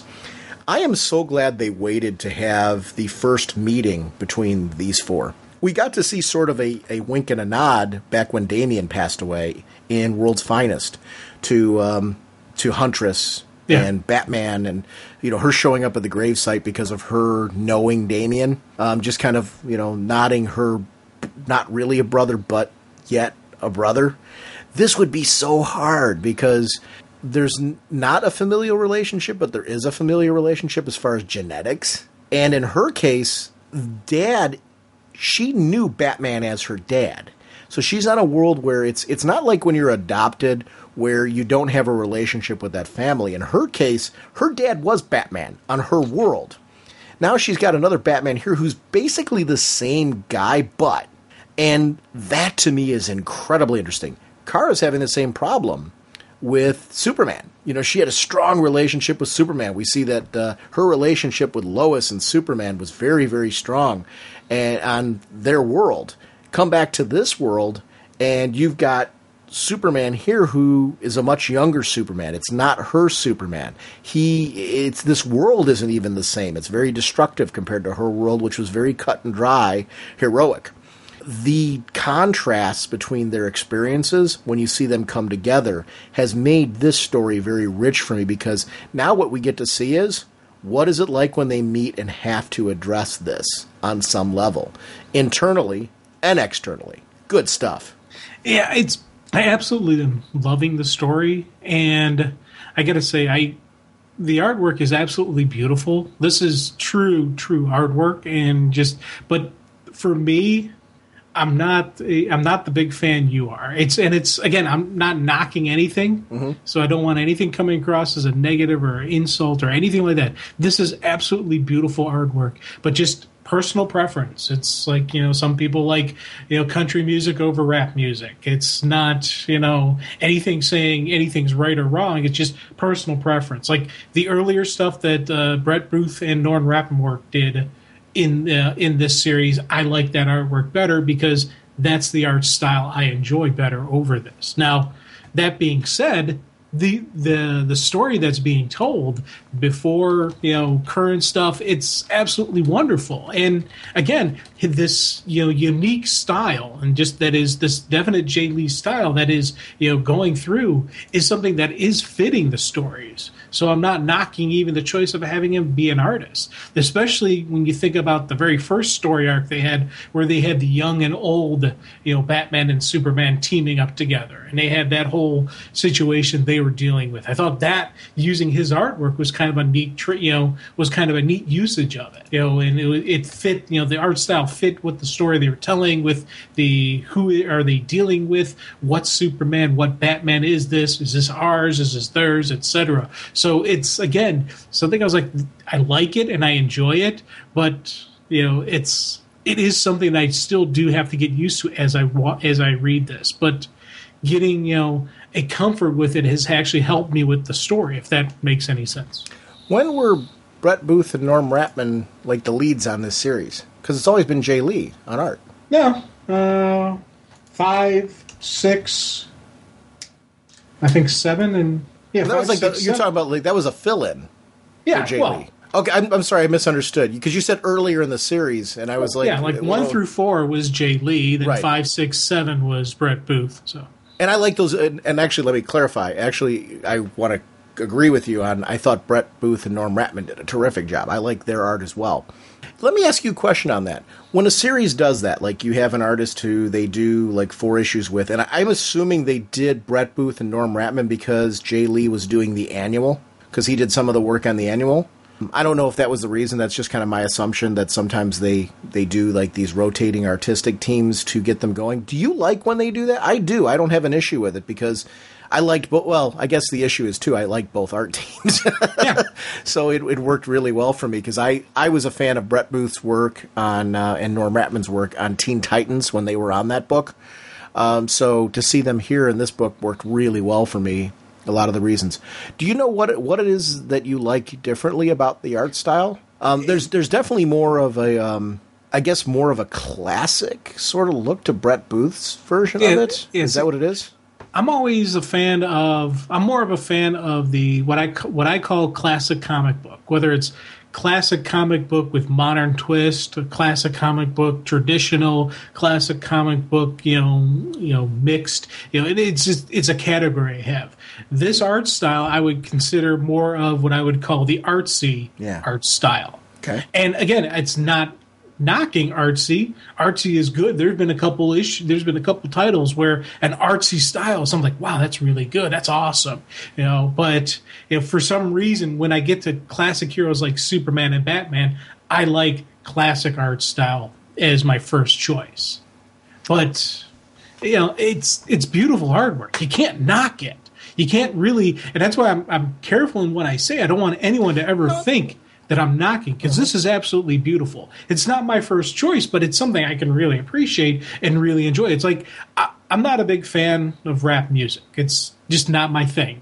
I'm the country guy as opposed to the rap guy. But there are some lyrical masters out there that you sit there and you listen and you read the lyrics. They're going like, wow, that's some cool stuff, and I can appreciate some of the people out there. And it's that same thing where I can appreciate the skill that it takes to create this stuff, and I can enjoy the beauty of it, even though it's not my first choice and my first reach through. And I think that's something that, again, it shows for the story, because for me, this is a really great story, and each part has a fundamentally different look to it, but everything kept flowing through for me. It wasn't jarring, and usually stuff like that would throw me for a loop. Whereas when we go from the one to the other, it's a complete flow through. I'm like, oh, okay, yeah, and it's a continuation of the story. So it's weird how it's been 8 years now, and I've matured in my appreciation of the comics, because if we were reading this when we first started, I would have a major issue with this. This would throw me for a loop. Whereas now I can, I can appreciate what I'm getting, and what the care that's going into it to keep everything together, even though visually they look so different. Yeah, to me, one of the things that I really like about this series has been, in general, the exploration of Batman's relationship with Superman. And I think this book has gotten better as it's gone along at really addressing that. I think this is a series that benefits from giving it a chance to get through a couple of arcs. The video game arc is the one you're referring to with Batman and Superman that Brett Booth and Norm Ratman did the artwork on, which I really liked. It was a great story. So amen and kudos to that. I want to compliment the colors of Jun Chung on this as well, because I really think I was a big fan of Jay Lee's artwork on the Dark Tower series from Marvel as well. And I just thought, I'm a huge fan of Stephen King's work, particularly the Dark Tower series. I've read all the books. I tend to gravitate towards it in different media, whether it's audio, to hear the audio readings of the story, or also being able to see the comic book work. I wish they had continued it, because what they did was stellar. When you have this kind of artwork in that series, it works really, really well. I get what you mean as far as... I do think art is very subjective, and I think what you gravitate towards is the things that are going to give you an emotional resonance, and what that's going to be, who your favorite artists are, which ones you connect with in deep ways, is going to be very different. Your explanation was spot on. I obviously, Jay Lee is somebody that I do connect with. He's an artist that I follow to different companies with different projects, and there's a short list of people that I naturally do that with. There's other artists who I really enjoy, who I don't necessarily follow to other projects, but I get happy when they come onto a project that I'm enjoying, a book that I'm digging. But similar to writers, there are artists that I follow, and I will go to any project that they work on just because I want to see their take on it. There'll be ones that I follow, if possible, on Facebook, Twitter, Instagram. I'm not super good at finding all of the different resources where artists are sharing their work in progress or commission work. I'm trying to find more of those. Freddie, who we have on the show, Freddie E. Williams II, I absolutely adore his Twitter, his Facebook page, his website, because he's putting out commission work in progress, and putting that stuff out there. We can see the pencil work being done through inks, through different processes. It's fun to watch that guy work, because I'm a big fan of his artwork. He's on my short list. And I like seeing the things that he does, because I like his skill at storytelling, developing emotion. Jay Lee, I like following his work. I want to get to know more about what he does behind the scenes. I'm not as good with that. I tend to see most people's work in their comic projects. But this, when he was first announced on this book and I got to see it, the artwork really was my first draw for this book. And as the series has gone on, I've become a big fan of the storytelling. This arc is easily my favorite arc as far as writing goes, because we're finally seeing the team up of Huntress and Power Girl with the two heroes who they really should be having interaction with on some level. And them having this issue with, can we trust each other? Batman is basically having the question, is she really my daughter from that world? And what does that mean? Her questioning, is this my dad? And is he somebody I can trust the same way that I could my dad? And what is that relationship like? Kara and Superman, same thing. And it's interesting how these characters have got to team up with their counterparts. Batman teaming up with Power Girl, Superman teaming up with Huntress. How those two groups teaming up together in a different way help us to learn more about all four characters than maybe we've been able to learn the whole time through, in what their relationships are really like, because they almost have to get to know each other through their counterparts. Really a great arc. I'm a big fan of this arc. It's one of the reasons why today I so wanted to jump on the next issue of this, not realizing that it would be part 4 that came out today. But I'm more than willing to wait for Superman and Batman number 9 because of that, which I keep adding an and in there that just isn't there. It's Batman, Superman. And I reverse the two quite a bit. Here's my question. Do you find yourself referring this as Batman, Superman, Batman and Superman, or Superman, Batman? Which version do you go with that, or do you mix it up like I do? I occasionally will mix it up. When it first came out, I was Superman and Batman. And then, I don't know what it was, something finally clicked. that it's Batman. I was calling it Batman and Superman, and then eventually it's Batman Superman. And it's something that, and I'm not always 100%, so I occasionally will mix it up. But I think for some reason, because of Superman and Wonder Woman, I've got that, and then Batman Superman. I'm able to distinguish between the two. It's kind of in a way, it's kind of immaterial on who gets top billing to me. I usually always do Superman first, just because I am a Superman guy. But technically the name is Batman Superman, so I try to lock it in. Plus, this Batman is really, really well written, so you don't want to knock that, because these sequences between Batman and Huntress and the beginning part of the issue was absolutely just wonderful. I love seeing that she is the daughter of the Bat. She is Bruce Wayne's child, and she was trained by Bruce Wayne. Granted, a different universe, but there are some things that just remain the same. Where down to the fact that she's able to not only get out of his trap, but she knows the override passwords, the hidden keystrokes that keystroke commands. She completely can run the Batcave, and and even Bruce has that great line where he's like, "I should do something about this, but I trust her." And that makes me nervous. And I love just, again, those moments of coolness of her, but then Bruce recognizing, going, hey, this is wow. Kind of a shocking moment for Bruce, that he sees one of his versions had this great life, that he had this really cool kid. And, who knows where this could lead our Bruce down the line. Yeah. And that's exactly right. That's one of those things where could it lead him? I like the reason she came to him. Her friend Kara's in big trouble. We've seen her have issues where the power completely goes out or it goes into overdrive. And she's a danger to Huntress, to herself, to people around her. These situations have caused major dangers for all of them. And it's something where, when is something going to go wrong that could be fatal to her friend? So going to Batman and hoping that he would be able to analyze it, find the reason what's causing this, and maybe find a cure, makes perfect sense. This Batman not telling Superman and keeping that part a secret is something they have to deal with too. Because his trust levels are Batman's trust levels that we're used to dealing with. And, let me deal with the situation first, because we don't know how Clark's going to react to all that. Clark coming in and basically, when things are going on, it's, how long did you think you could keep this from me? And why would you keep this from me?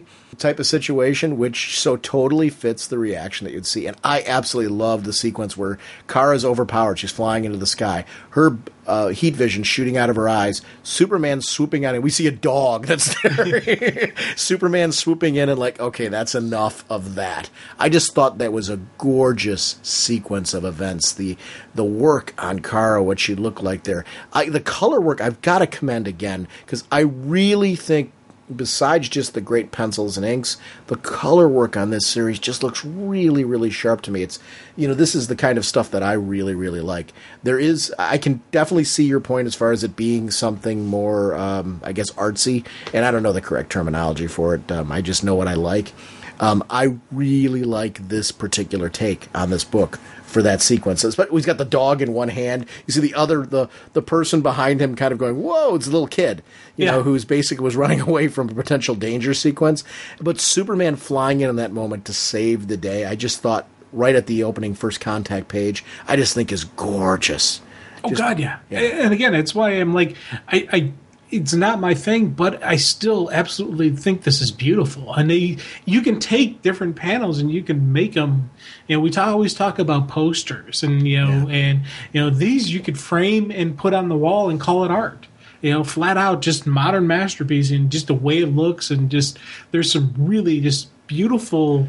Again, you got to give full credit, not just penciling, but to inking, to coloring, to everything how it's laid out. Just it's absolutely just beautiful stuff. That it's weird because I don't want to insult it, because but it's, I'm like, it's that weird catch-22 where you get caught up in the moment of, yes, this isn't for me, but it is. You gotta say, you can't knock it. And within this beautiful sequences, you get these great just story moments of not only just Clark swooping in, but you touched on it earlier about with Huntress trusting Kara more than Bruce trusts Clark. Part of it is, and he's like, he even questions, hey, didn't your father teach you to be careful? He's like, yeah, but my mom told me you gotta trust your friends. And it's the difference of her and Bruce. Yes, she has Bruce's teachings, but she also has Catwoman. And when we had the Damian interactions with Huntress, he recognized that, yeah, she was trained by the Bat, but there's something else here. A little bit wilder. A thief, maybe. And he put the pieces together just by fighting her and studying her fighting style. So I thought those were, again, it's coming back to the fact that Huntress, yes, is the daughter of Bruce Wayne, but she's also the daughter of Selina Kyle. And there's got to be those distinctions. And we keep getting that throughout these series. And it's something that I really enjoy about the differences of these characters, that it's brought to light. It's, but it's not only just brought to light by the verbal dialogue, it's brought to light by how they act and how they interact and react to situations. I like Jay Lee's take on the Batplane and when Batman comes out of it as well. I also like the storytelling's take on this idea that Batman wasn't just trying to keep a secret from Superman because he was afraid Superman was going to screw things up or something like that. He was afraid this is a contagion. Yeah. Superman's being in proximity of it was bad enough. We got to deal with Kara. What happens if Superman has this go too? What are we going to do then? Then we got two of them with this problem. And there's something huge to that, and there's a point to what Batman's doing that I really, really loved.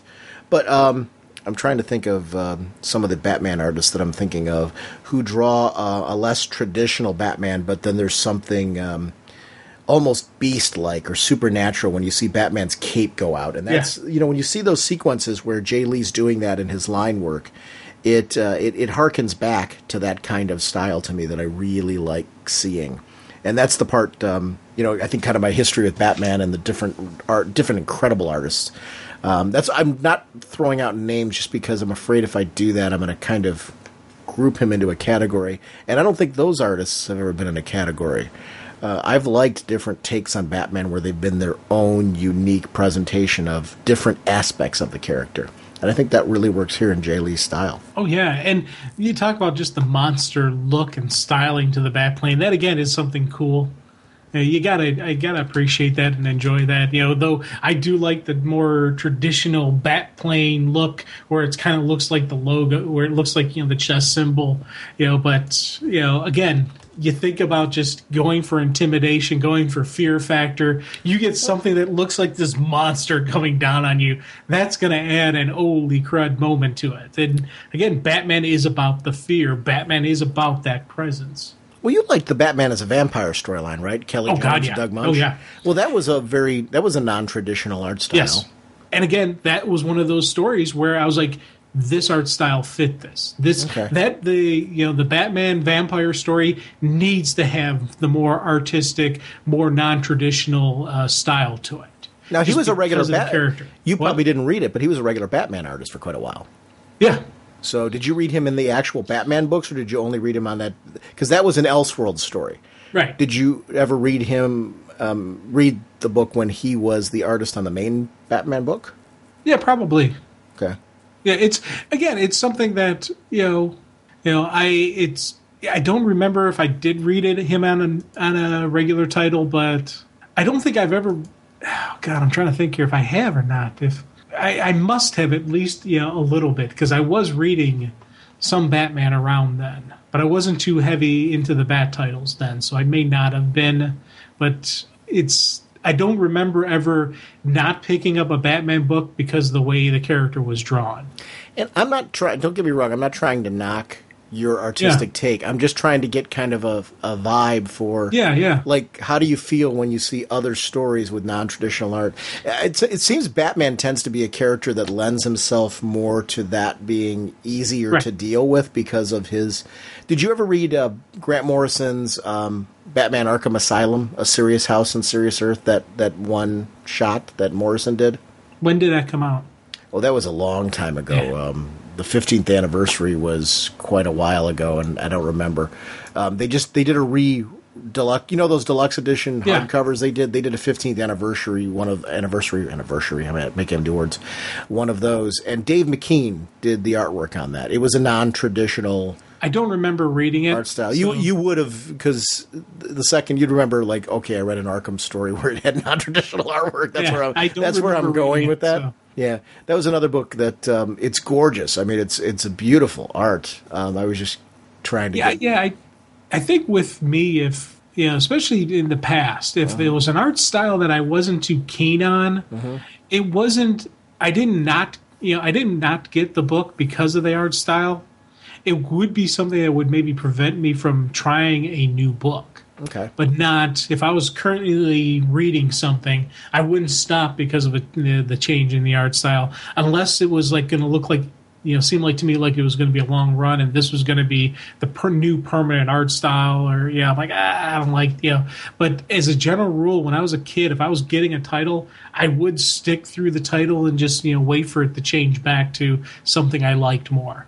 I like when she had that moment where she released her power. Superman was encouraging that in the middle of the Pacific Ocean, and she lets that out, and, good job, Karen. You burned yourself out. How does it feel? Whew. Like the best sneeze you ever had, or a really good cry, and they're high-fiving. Yeah. In those moments, just the connection between the two of them. This is something that you would be making a huge mistake if you didn't have some power moments between Superman and Power Girl, Batman and Huntress. These moments are pivotal in this story. You've got a larger arc that's going on here, really getting to the bottom of everything that's happening with these characters. But while you're doing that, just having these interactions, just really, really great stuff. This is why I love Multiple Earths, when you can bring in and do these moments and start building this larger sense of scope and scale and history. There's a history here now that we haven't seen a lot of history in the New 52 because of the fact that this is a fairly new universe. Now we're seeing a sense of, wow, Karen's coming from the point that her Superman had a rich history. Huntress's dad, Batman, had a rich history. The guy went through a career, got married, had a kid. This is stuff that, and now we're seeing how that's affecting these characters and their interactions here. This stuff is cool. And going forward, they really need to focus on that emphasis because it adds a sense of depth and scale to it that we as fans want. And that's where continuity starts to become really cool. Yeah, and it's seeing, just again, we talked about just the interactions and the dealings that these characters are going to have because of what was their used to age difference. She's used to this older father. Now it's a younger man he's dealing with, but it's still her dad. But it's not. And you kind of get those moments of uncomfortableness. And when they do the switch over, where Power Girl's with Batman and Huntress is with Superman, there's more of a comfort for these characters, I think, because of the fact that they've got such that personal connection to their own individual universe. And Bruce is because of his how comfortable he is with them, it makes him uncomfortable. So to switch over with somebody that he's not so comfortable with, that will kind of alleviate his anxieties. And Except there's an unspoken comfort. Right. Because she has such a link to Superman, and everything you're saying is amen correct, but I want to add to it. And I think you're probably thinking very similarly as well. There's a comfort level because yet she's Superman-like, and there's thinking and thought process because from her Earth, her Superman, while he was different, wasn't. There's elements to him that Batman connects with. Same thing with Huntress and Superman and how they connect. It's that same kind of familiarity, like, oh, you really are Batman's daughter. I get it. This is one of my favorite moments in that interaction between Power Girl and Superman. Superman saying, it's not your fault, and don't worry, we're going to take care of it. How? Well, Batman isn't just the most annoying hero on the planet. He's also one of the smartest. And it's that sense of, I can get tongue-in-cheek because this guy really is a friend of mine, but I'm not going to throw him under the bus because, really, he's Batman. And this dude brings so much to the table. He is one of the smartest guys. He's going to make things happen. He's joking with her to make it more comfortable and just say, underneath that exterior, this guy really brings important things to the table that really are going to help you. You came to the right place. We're going to fix this. And that's also part of being a hero. Recognizing that, okay, we don't have an answer for you at the moment, but you know what? We're going to find one. This is going to work out because this is what we do. I love that. Yeah, and it's the duel of the father and daughter working undercover, starting to realize where they got to go to, how they got to go to Gamora, and they got to start. It's the breakdown of again. It's the detectives working in tandem, and I really liked those sequences where Bruce gave the cover for her to slip out. With the slap to the face, you pig, you better let her calm down. Oh, sure, Mr. Wayne. And everything played to the Bruce Wayne party boy, to the Bruce Wayne being insulting. Let the pretty brunette slip away. Well, in reality, she's breaking in and she's hacking the system. So I really digged how, again, working in tandem and just everything that played out there, it fit and it was comfortable. And it was a really neat, again, these really neat Batman moments were coming from these two characters. The sequence where, they break into Kaizen Gamora's and we see that there was a history there with Huntress was just great because you see Batman and Huntress playing off of themselves an infiltration mission. The part with the end with Superman and Power Girl where he's flying up there and he knows Bruce is right when Bruce is telling him not to. Yeah. But yet he's like, if he's wearing this cape and you had this chance to save people. Again, these are uniquely Superman moments. Superman understands that because of who he is, there's a responsibility to it, and he thrives on that. Like, this is what I'm a symbol of. This is who I'm trying to be. This is at my core what having this power means to me. I need to do this, no matter what it means to me. And we see at the end that cliffhanger where, well, guess what? Batman's worst fears are coming true. Yet, I totally feel that Superman was justified in everything that he was doing there. That's the part that really works for me. I love the line, you step up and deal with the consequences later. Uh-huh. That's the Superman moment right there. That's a dun, dun, dun, dun, dun, kind of, where he's going to, we talked about it earlier, when we were dealing with Action Comics, how he always feels he can save the day. He can save everyone. And that is just that pure, and it's not an ego thing. It's this is the right thing. This is what I must do. And I always love that about Superman. It's, it's the thing that, it's that driving force about me with, it's that greater good and the sacrifice, but it's not even just the sacrifice. It's the fact that I must be good enough to save everybody. And we continue on with World's Finest number 20. The writer is Paul Levitz, with co-conspirator Greg Pak. Breakdowns by Scott McDaniel, penciler R.B. Silva, inker Joe Weems, colorist Jason Wright, with letterer Carlos M. Mangual, Emmanuel L.U.P. ACCHINO, and Jason Wright on cover, with Anthony Marquet, assistant editor, Mike Cotton, editor, Eddie Berganza, group editor. Huntress was created by Paul Levitz, Joe Stanton, and Bobby Layton. Superman, of course, is created by Jerry Siegel and Joe Shuster by special arrangements with the Jerry Siegel's family, and Bob Kane created Batman. I love that you called him Bobby Layton. You got this tight relationship with Bob Layton. He's Bobby to me. Sorry. No. I was chuckling because I having to read creative teams myself and trying to do them justice. I get caught up in the same things you do when we do them. So it's funnier to hear it from the other side. You probably chuckle when I do it as well because we both try so hard not to tear apart them because we announce the creative team for the purpose of acknowledging the fact that these are just terrific people who put this together rather than just jumping into the discussion whenever possible, just because we want to make an awareness of the name. So when we it's weird because for me it is a respect to the skills yes. and what they give us, but it's also I want to get more familiar with these people. We've been doing this series, doing this podcast for 8 years now, and I'm still I remember they wrote this. Oh yeah, Jason Wright. He's one of those colorists I really dig. So cool. And it's stuff that I don't notice, on my initial read through. There's a couple creators that when you show me an artwork, I'll say, okay, yeah, that's Freddy. There's some out there that I can tell you on a heartbeat, but there's still others that I'm still trying to get the groove to, even after all these years. And I think for me, it comes from the fact that I appreciated the artwork when I was younger, but I didn't really have the maturity that I'd really understand what was given and understand all the different roles that everybody does. And it's something that, we started from day one of this show that I'm always glad we do, just because, it's an educational process and I'm still learning. My exposure to Huntress and Power Girl was always from the Parallel Earth, and it's funny how it's poetic that Paul Levitz is writing this series because of his history with Huntress, creating the character, and his Huntress being from Earth 2, and going back to those original roots now and bringing in a modern version of Earth 2 where you've got Huntress and Power Girl. And I really think these characters are very representative of who Huntress and Power Girl really are at the core.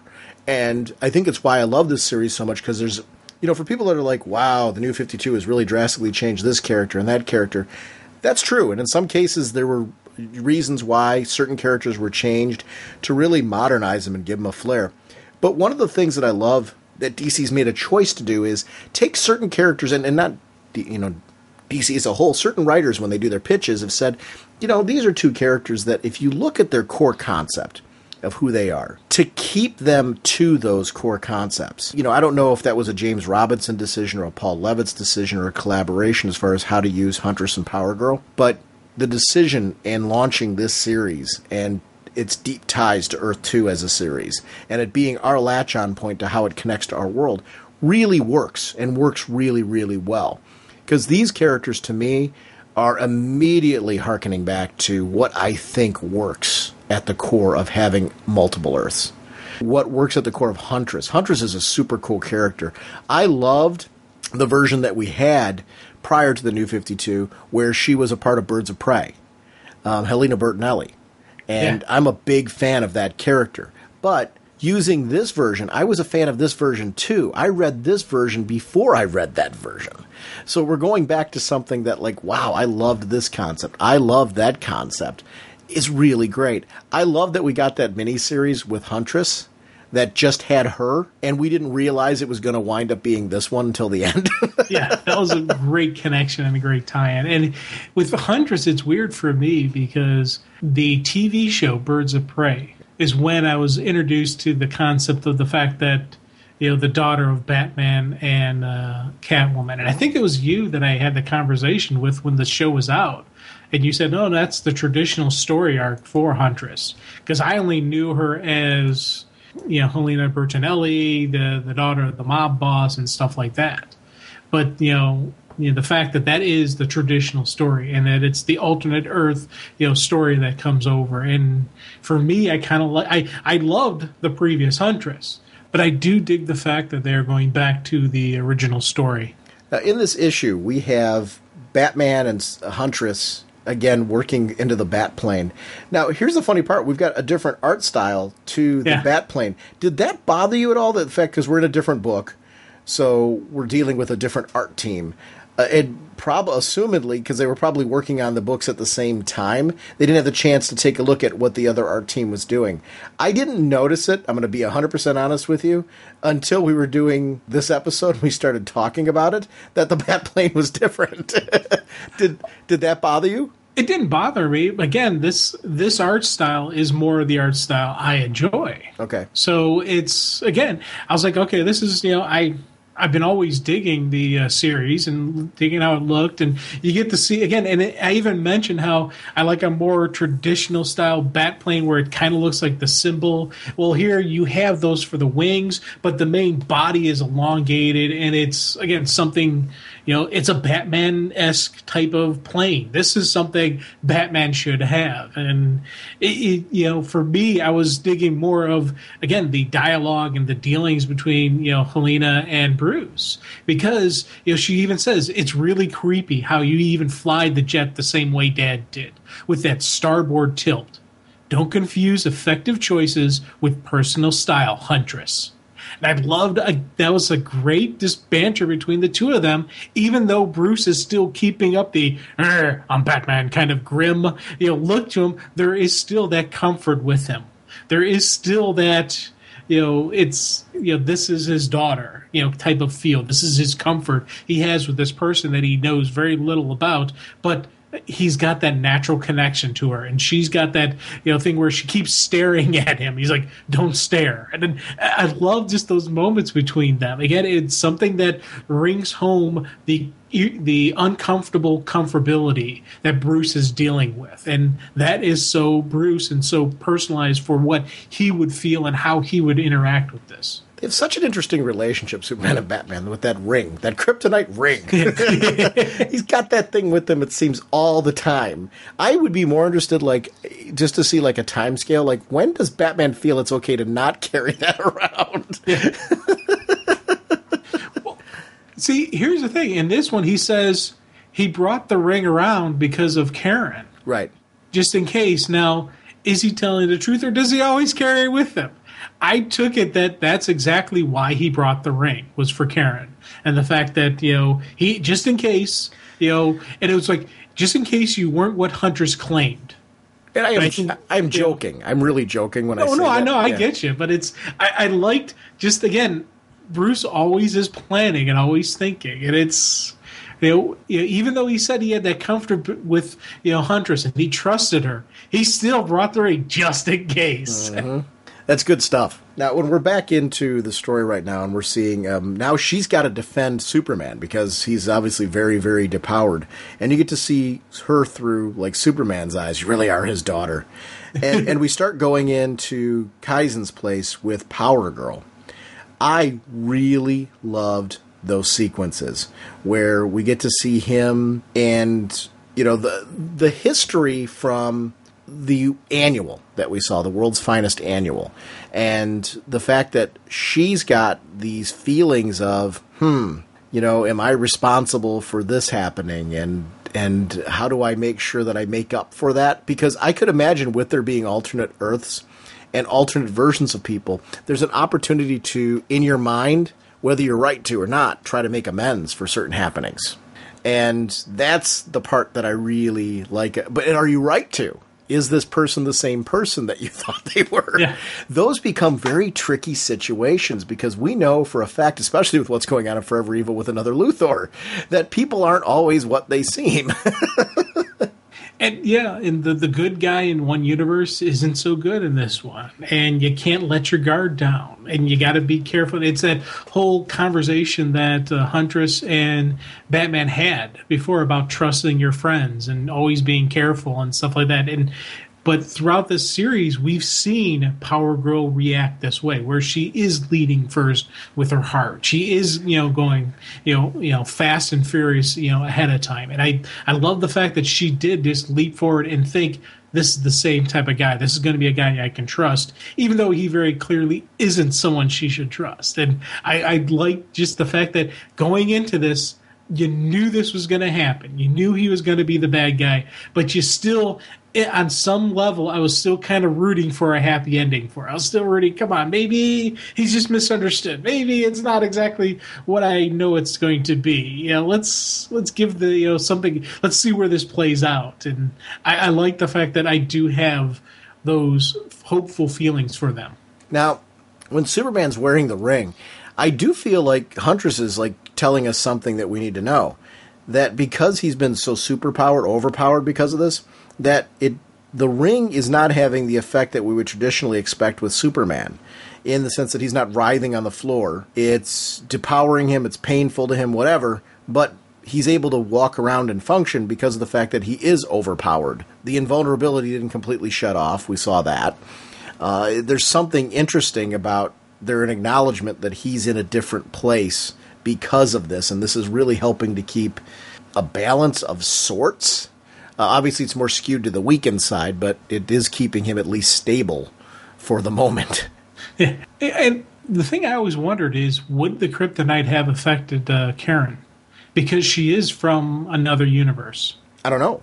Yeah, that's something I wish they could have showed us, and we would have seen, because I would assume different kryptonite, different universe. And it wouldn't have the same effect on her, or it would have to be kryptonite from her universe coming over, to affect her. Well, don't we sort of see that, though? I guess maybe I'm wrong on this, because when he puts the ring on Superman, she's there. Yeah, and she's not weakened at all, or even doesn't look physically affected by it. Yeah, I mean, she's farther away from it, so maybe that's an issue, and, the more distance that's increased, because they do split up and go on different teams, and after that, maybe there wasn't a chance for it to react. So I don't know that that's a testimonial that kryptonite from here doesn't affect her. And maybe because it was such a small shard of it, and it wasn't directly in contact with her, and she was distant enough from it that maybe it was having some effect, but not enough for traditional effect. I don't know. Or maybe that crazy aura that Superman's leaking had an effect on her as well. So I don't know that's a testimonial, but it does beg the question of what you're talking about. How does our kryptonite affect her? And I would like to see that as we move forward. Actually, I don't... In World's Finest, has there been any time where we've addressed that? I don't think so. No, has there been I yet? don't recall ever her running into our Earth kryptonite. And that would be interesting to see. But in the end, our Kaizen here proves that he's evil, and we get to see these clones, the army of Gamora, coming out. Batman saying, "Clark, where are you when I really need you?" But here's the problem. Clark is depowered at the moment. Huntress and Clark are not aware, but I do like the two of them coming in for the chance to be the cavalry. Yeah. And I can't wait to see that issue. It was funny today when that issue wasn't the one that came out, when it was World's Finest. The first thing I was looking at, I'm like, did I miss an issue of Superman Batman? Yeah. Or Batman Superman. I did it again. And, did I miss that issue somewhere there? And I went and looked. I'm like, I'll buy it right now if I didn't. Because I want to read it at this moment. Then I'll be reading 2 issues tonight to get ready for this. But it wasn't the case. And I definitely want to see what happens going forward. Hey, let me ask you a question here. Go for it. Speaking of what you call a title, with this one, do you call this Huntress Power Girl, World's Finest, or any combination there in between? World's Finest. And honestly, for me, that would come from, and I get where you're going with this. There's not a wrong reason for that. I think the issue in this particular case is because of the fact that I grew up with with World's Finest being a book, that I don't think that's an issue. The issue with Batman, Superman, and Superman, Batman is there was a Superman, Batman title that was so critically acclaimed, and it was so good, especially, the first couple years of the title, that, that's like ingrained in my head. That's why I keep reversing the two. To the point where it's led to animated versions of some of the storylines from it, as we've seen in the DC originals. So I think that's what's doing it. But what about you? Do you do it because it's the two characters? Do you find that and I've done that before with other books. See, I've found myself a lot of times calling this Huntress Power Girl, and I've also said World's Finest, because I remember when they first announced World's Finest, and they didn't say who was going to be the characters, and then they said it was going to be Huntress and Power Girl. I was like, oh, that's cool. A neat take on World's Finest, and not being Batman Superman. So I do recall when they announced it.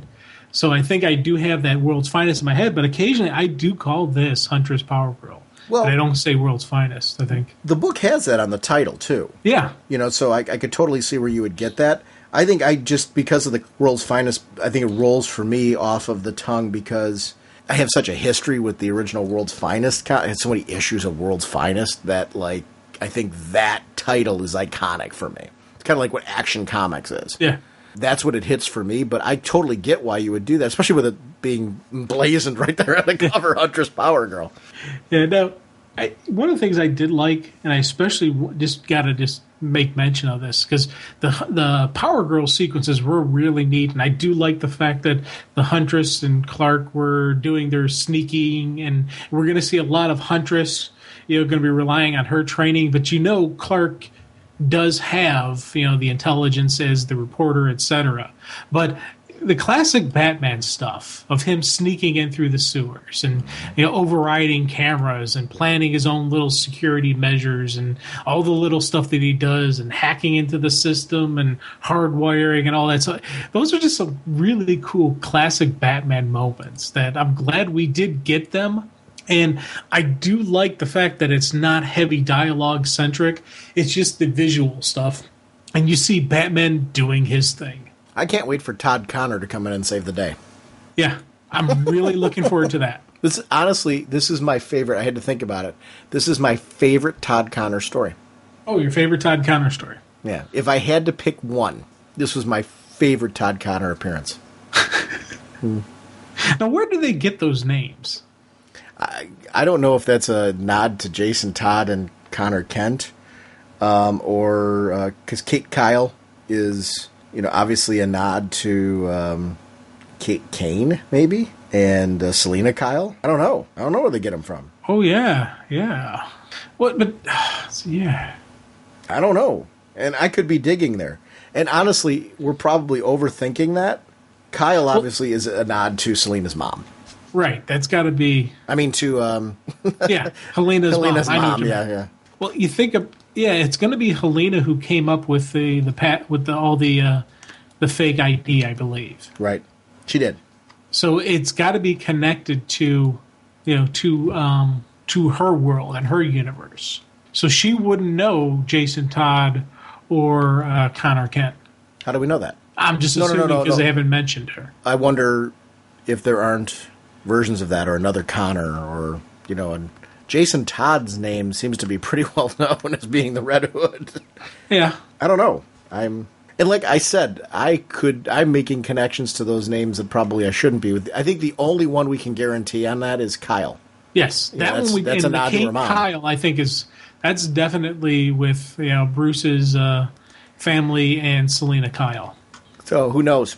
I don't know. It's cool. It's good stuff. Would you like to see? Here's the funny part. I have two minds on this one. Do you want to see, based on this book, would you like to see another Earth 2 book? Oh God, yeah.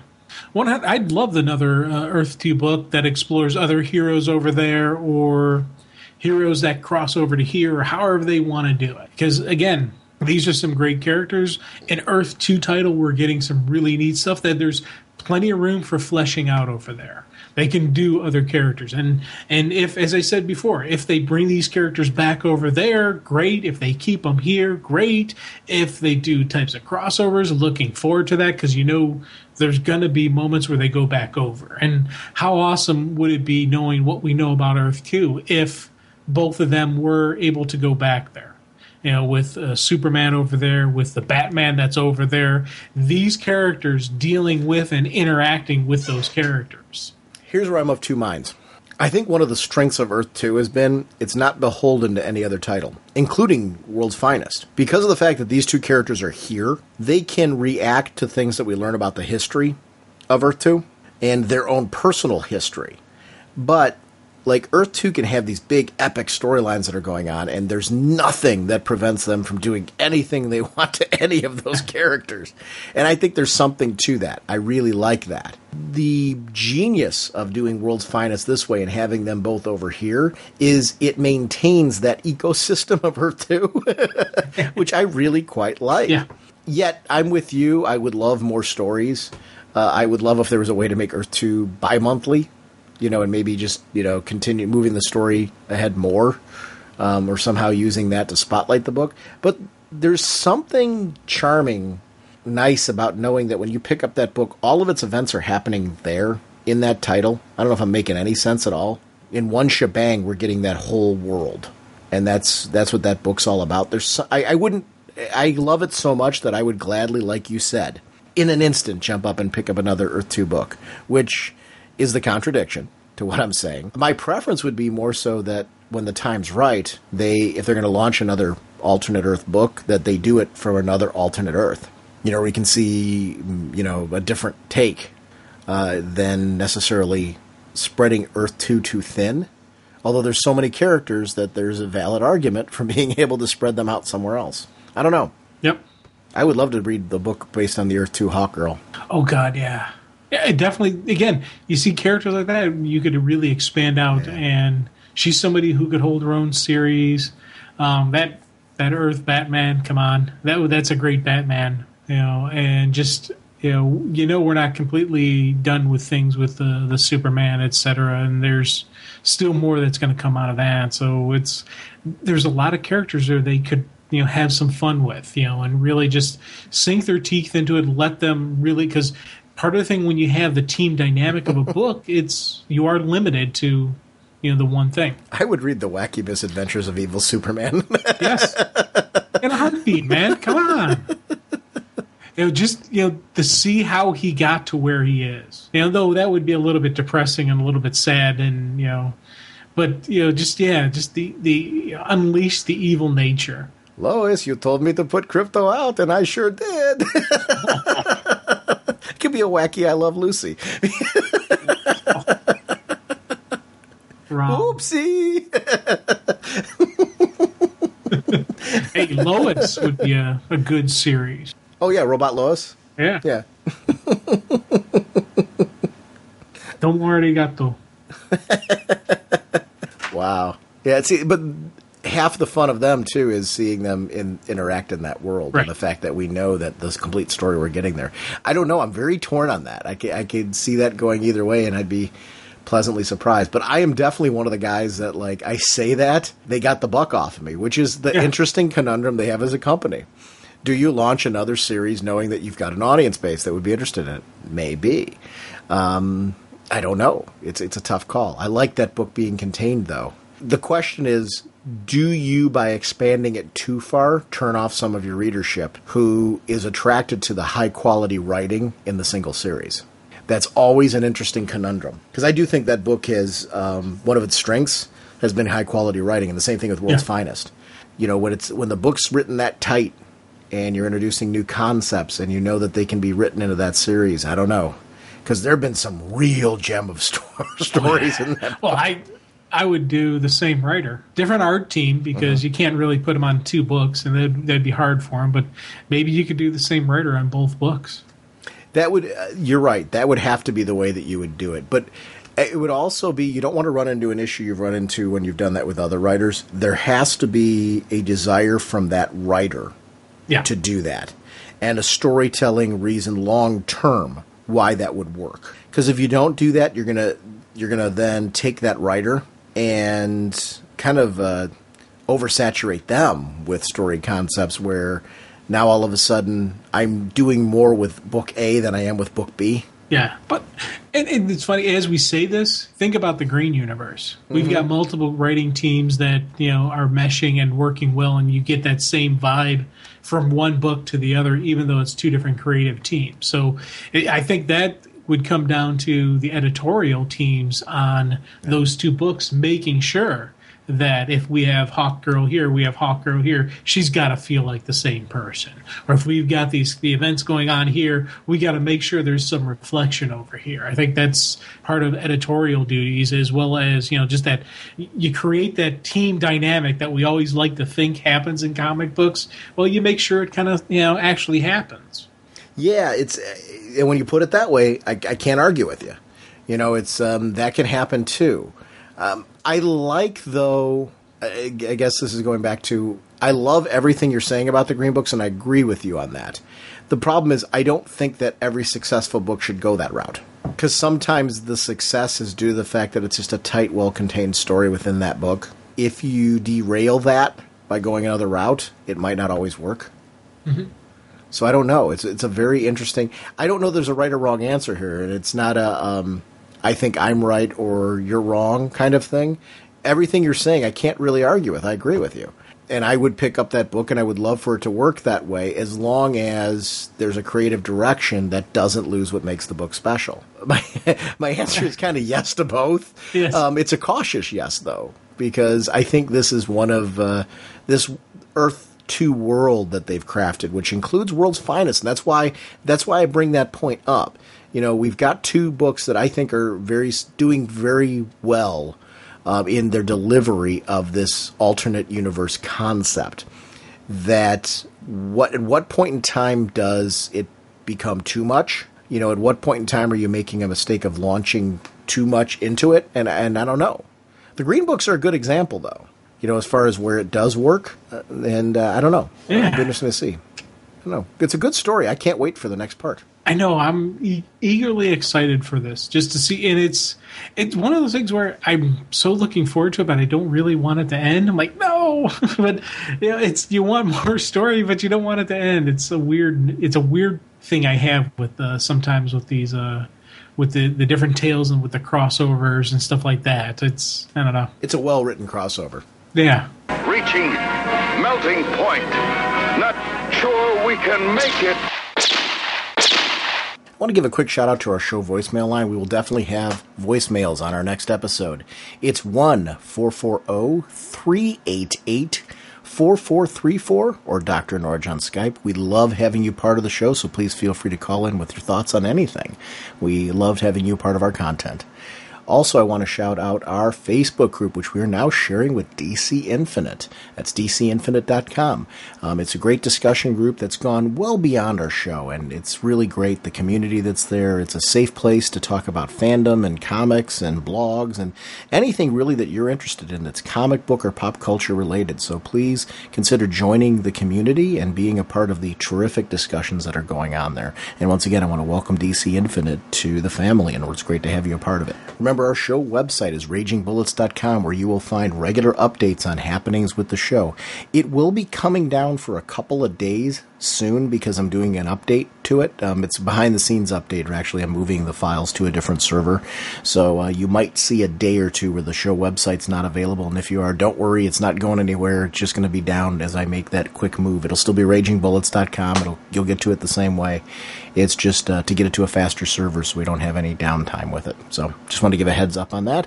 Our show website does link to our Twitter account. So if you're looking to get show updates, it always goes straight to Twitter, and it also goes to our Raging Bullets Facebook page, which is separate from the Facebook group community. We also have a Google Plus page, which I have a personal Google Plus page, and the show Google Plus page where we update what's going on with the show as well. So there's lots of ways to find out show content that fits you. And thank you so much for supporting our show and shouting us out all across social media.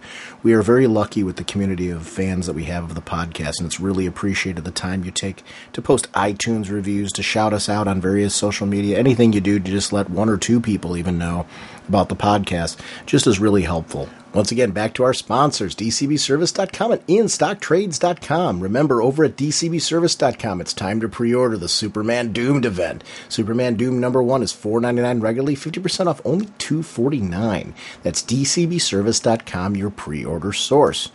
Over at InStockTrades.com, they're doing that special 60% off sale of select DC trade paperbacks.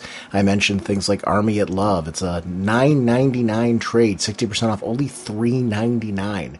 Demo Volume 2, $17.99 regularly, 60% off only $7.19. It's a great way to take a look at some of these Vertigo trades that you might have been interested in and grab them at a price that's just a steal. So that's InStockTrades.com. And remember, orders of $50 or more give you free shipping. So if there's a lot of trades that you've been looking for or hardcovers you've been looking for, it's really easy to get that really quick. I'm just looking right now. It has this isn't DC, but the top seller right now is the Uncanny X-Force Omnibus hardcover. This is 45% off. It's $54.99. So if you're just buying that, you're automatically getting free shipping. So it's great if you're buying omnibuses or classic collections of great material and you want to bundle it up, save yourself the money on the shipping as well as getting the amazing discounts that they have. They actually, obviously, they have things from 40 to 50 to 60% off, various different options that are out there. They're always running specials, so check out InStockTrades.com. Our next episode will be our 8-year anniversary episode. We're going to be doing Raging Oscars in 52. It's our very special crazy game show like concept for how we're doing the Raging Oscars, and we've been talking basically all week about categories and how we're going to handle that, and we're each going to have our own unique categories, but we've limited ourselves to a certain set number, which we're going to be finalizing, and we're really excited for that episode because we've been both working very diligently this very difficult task of trying to explain things in 52 words or less. Only 52 words. Oh. It sounded really easy at the time. It's not. Yeah. What idiot came up with this idea? I don't know. Yeah. I'll help you catch the guy. I like the idea, though. It's for an anniversary show. I would not want to do it every episode. For an anniversary show, I think it's going to lead to a lot of fun, though, because I've had to get and I'm sure you had as well, I've had to get very clever with my categories and how they lead into the 52-word discussion that I'm going to be doing. So I think it's going to lead to some interesting fun. And we have our contest entries that we'll be shouting out, and any voicemails will be on that episode. So we will see everyone next week. Bye! Flying through space and time, 1,000 different lifetimes. Faded for love and flaws and incredibly clear sightlines. Swinging your mace around, such a practical outlook. Helping the JSA and occasionally supporting your own book. Hawkman, Hawkman. Eagle eyes can't see. Hawkman, your plan. And what you do to me.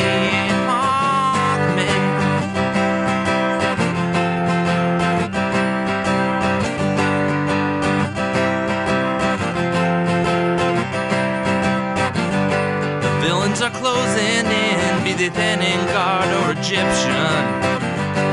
Working so hard to thwart you and Hawkgirl's mission. The odds are not on your side, and danger seems to stack up. Things would be so much easier if you would just call for backup. Hawkman, Hawkman. Eagle eyes can't see your plan. And what you do to me, Hawkman, Hawkman. Eagle eyes can't see, Hawkman, your plan. And what you do to me, Hawkman. Talking about Hawkman.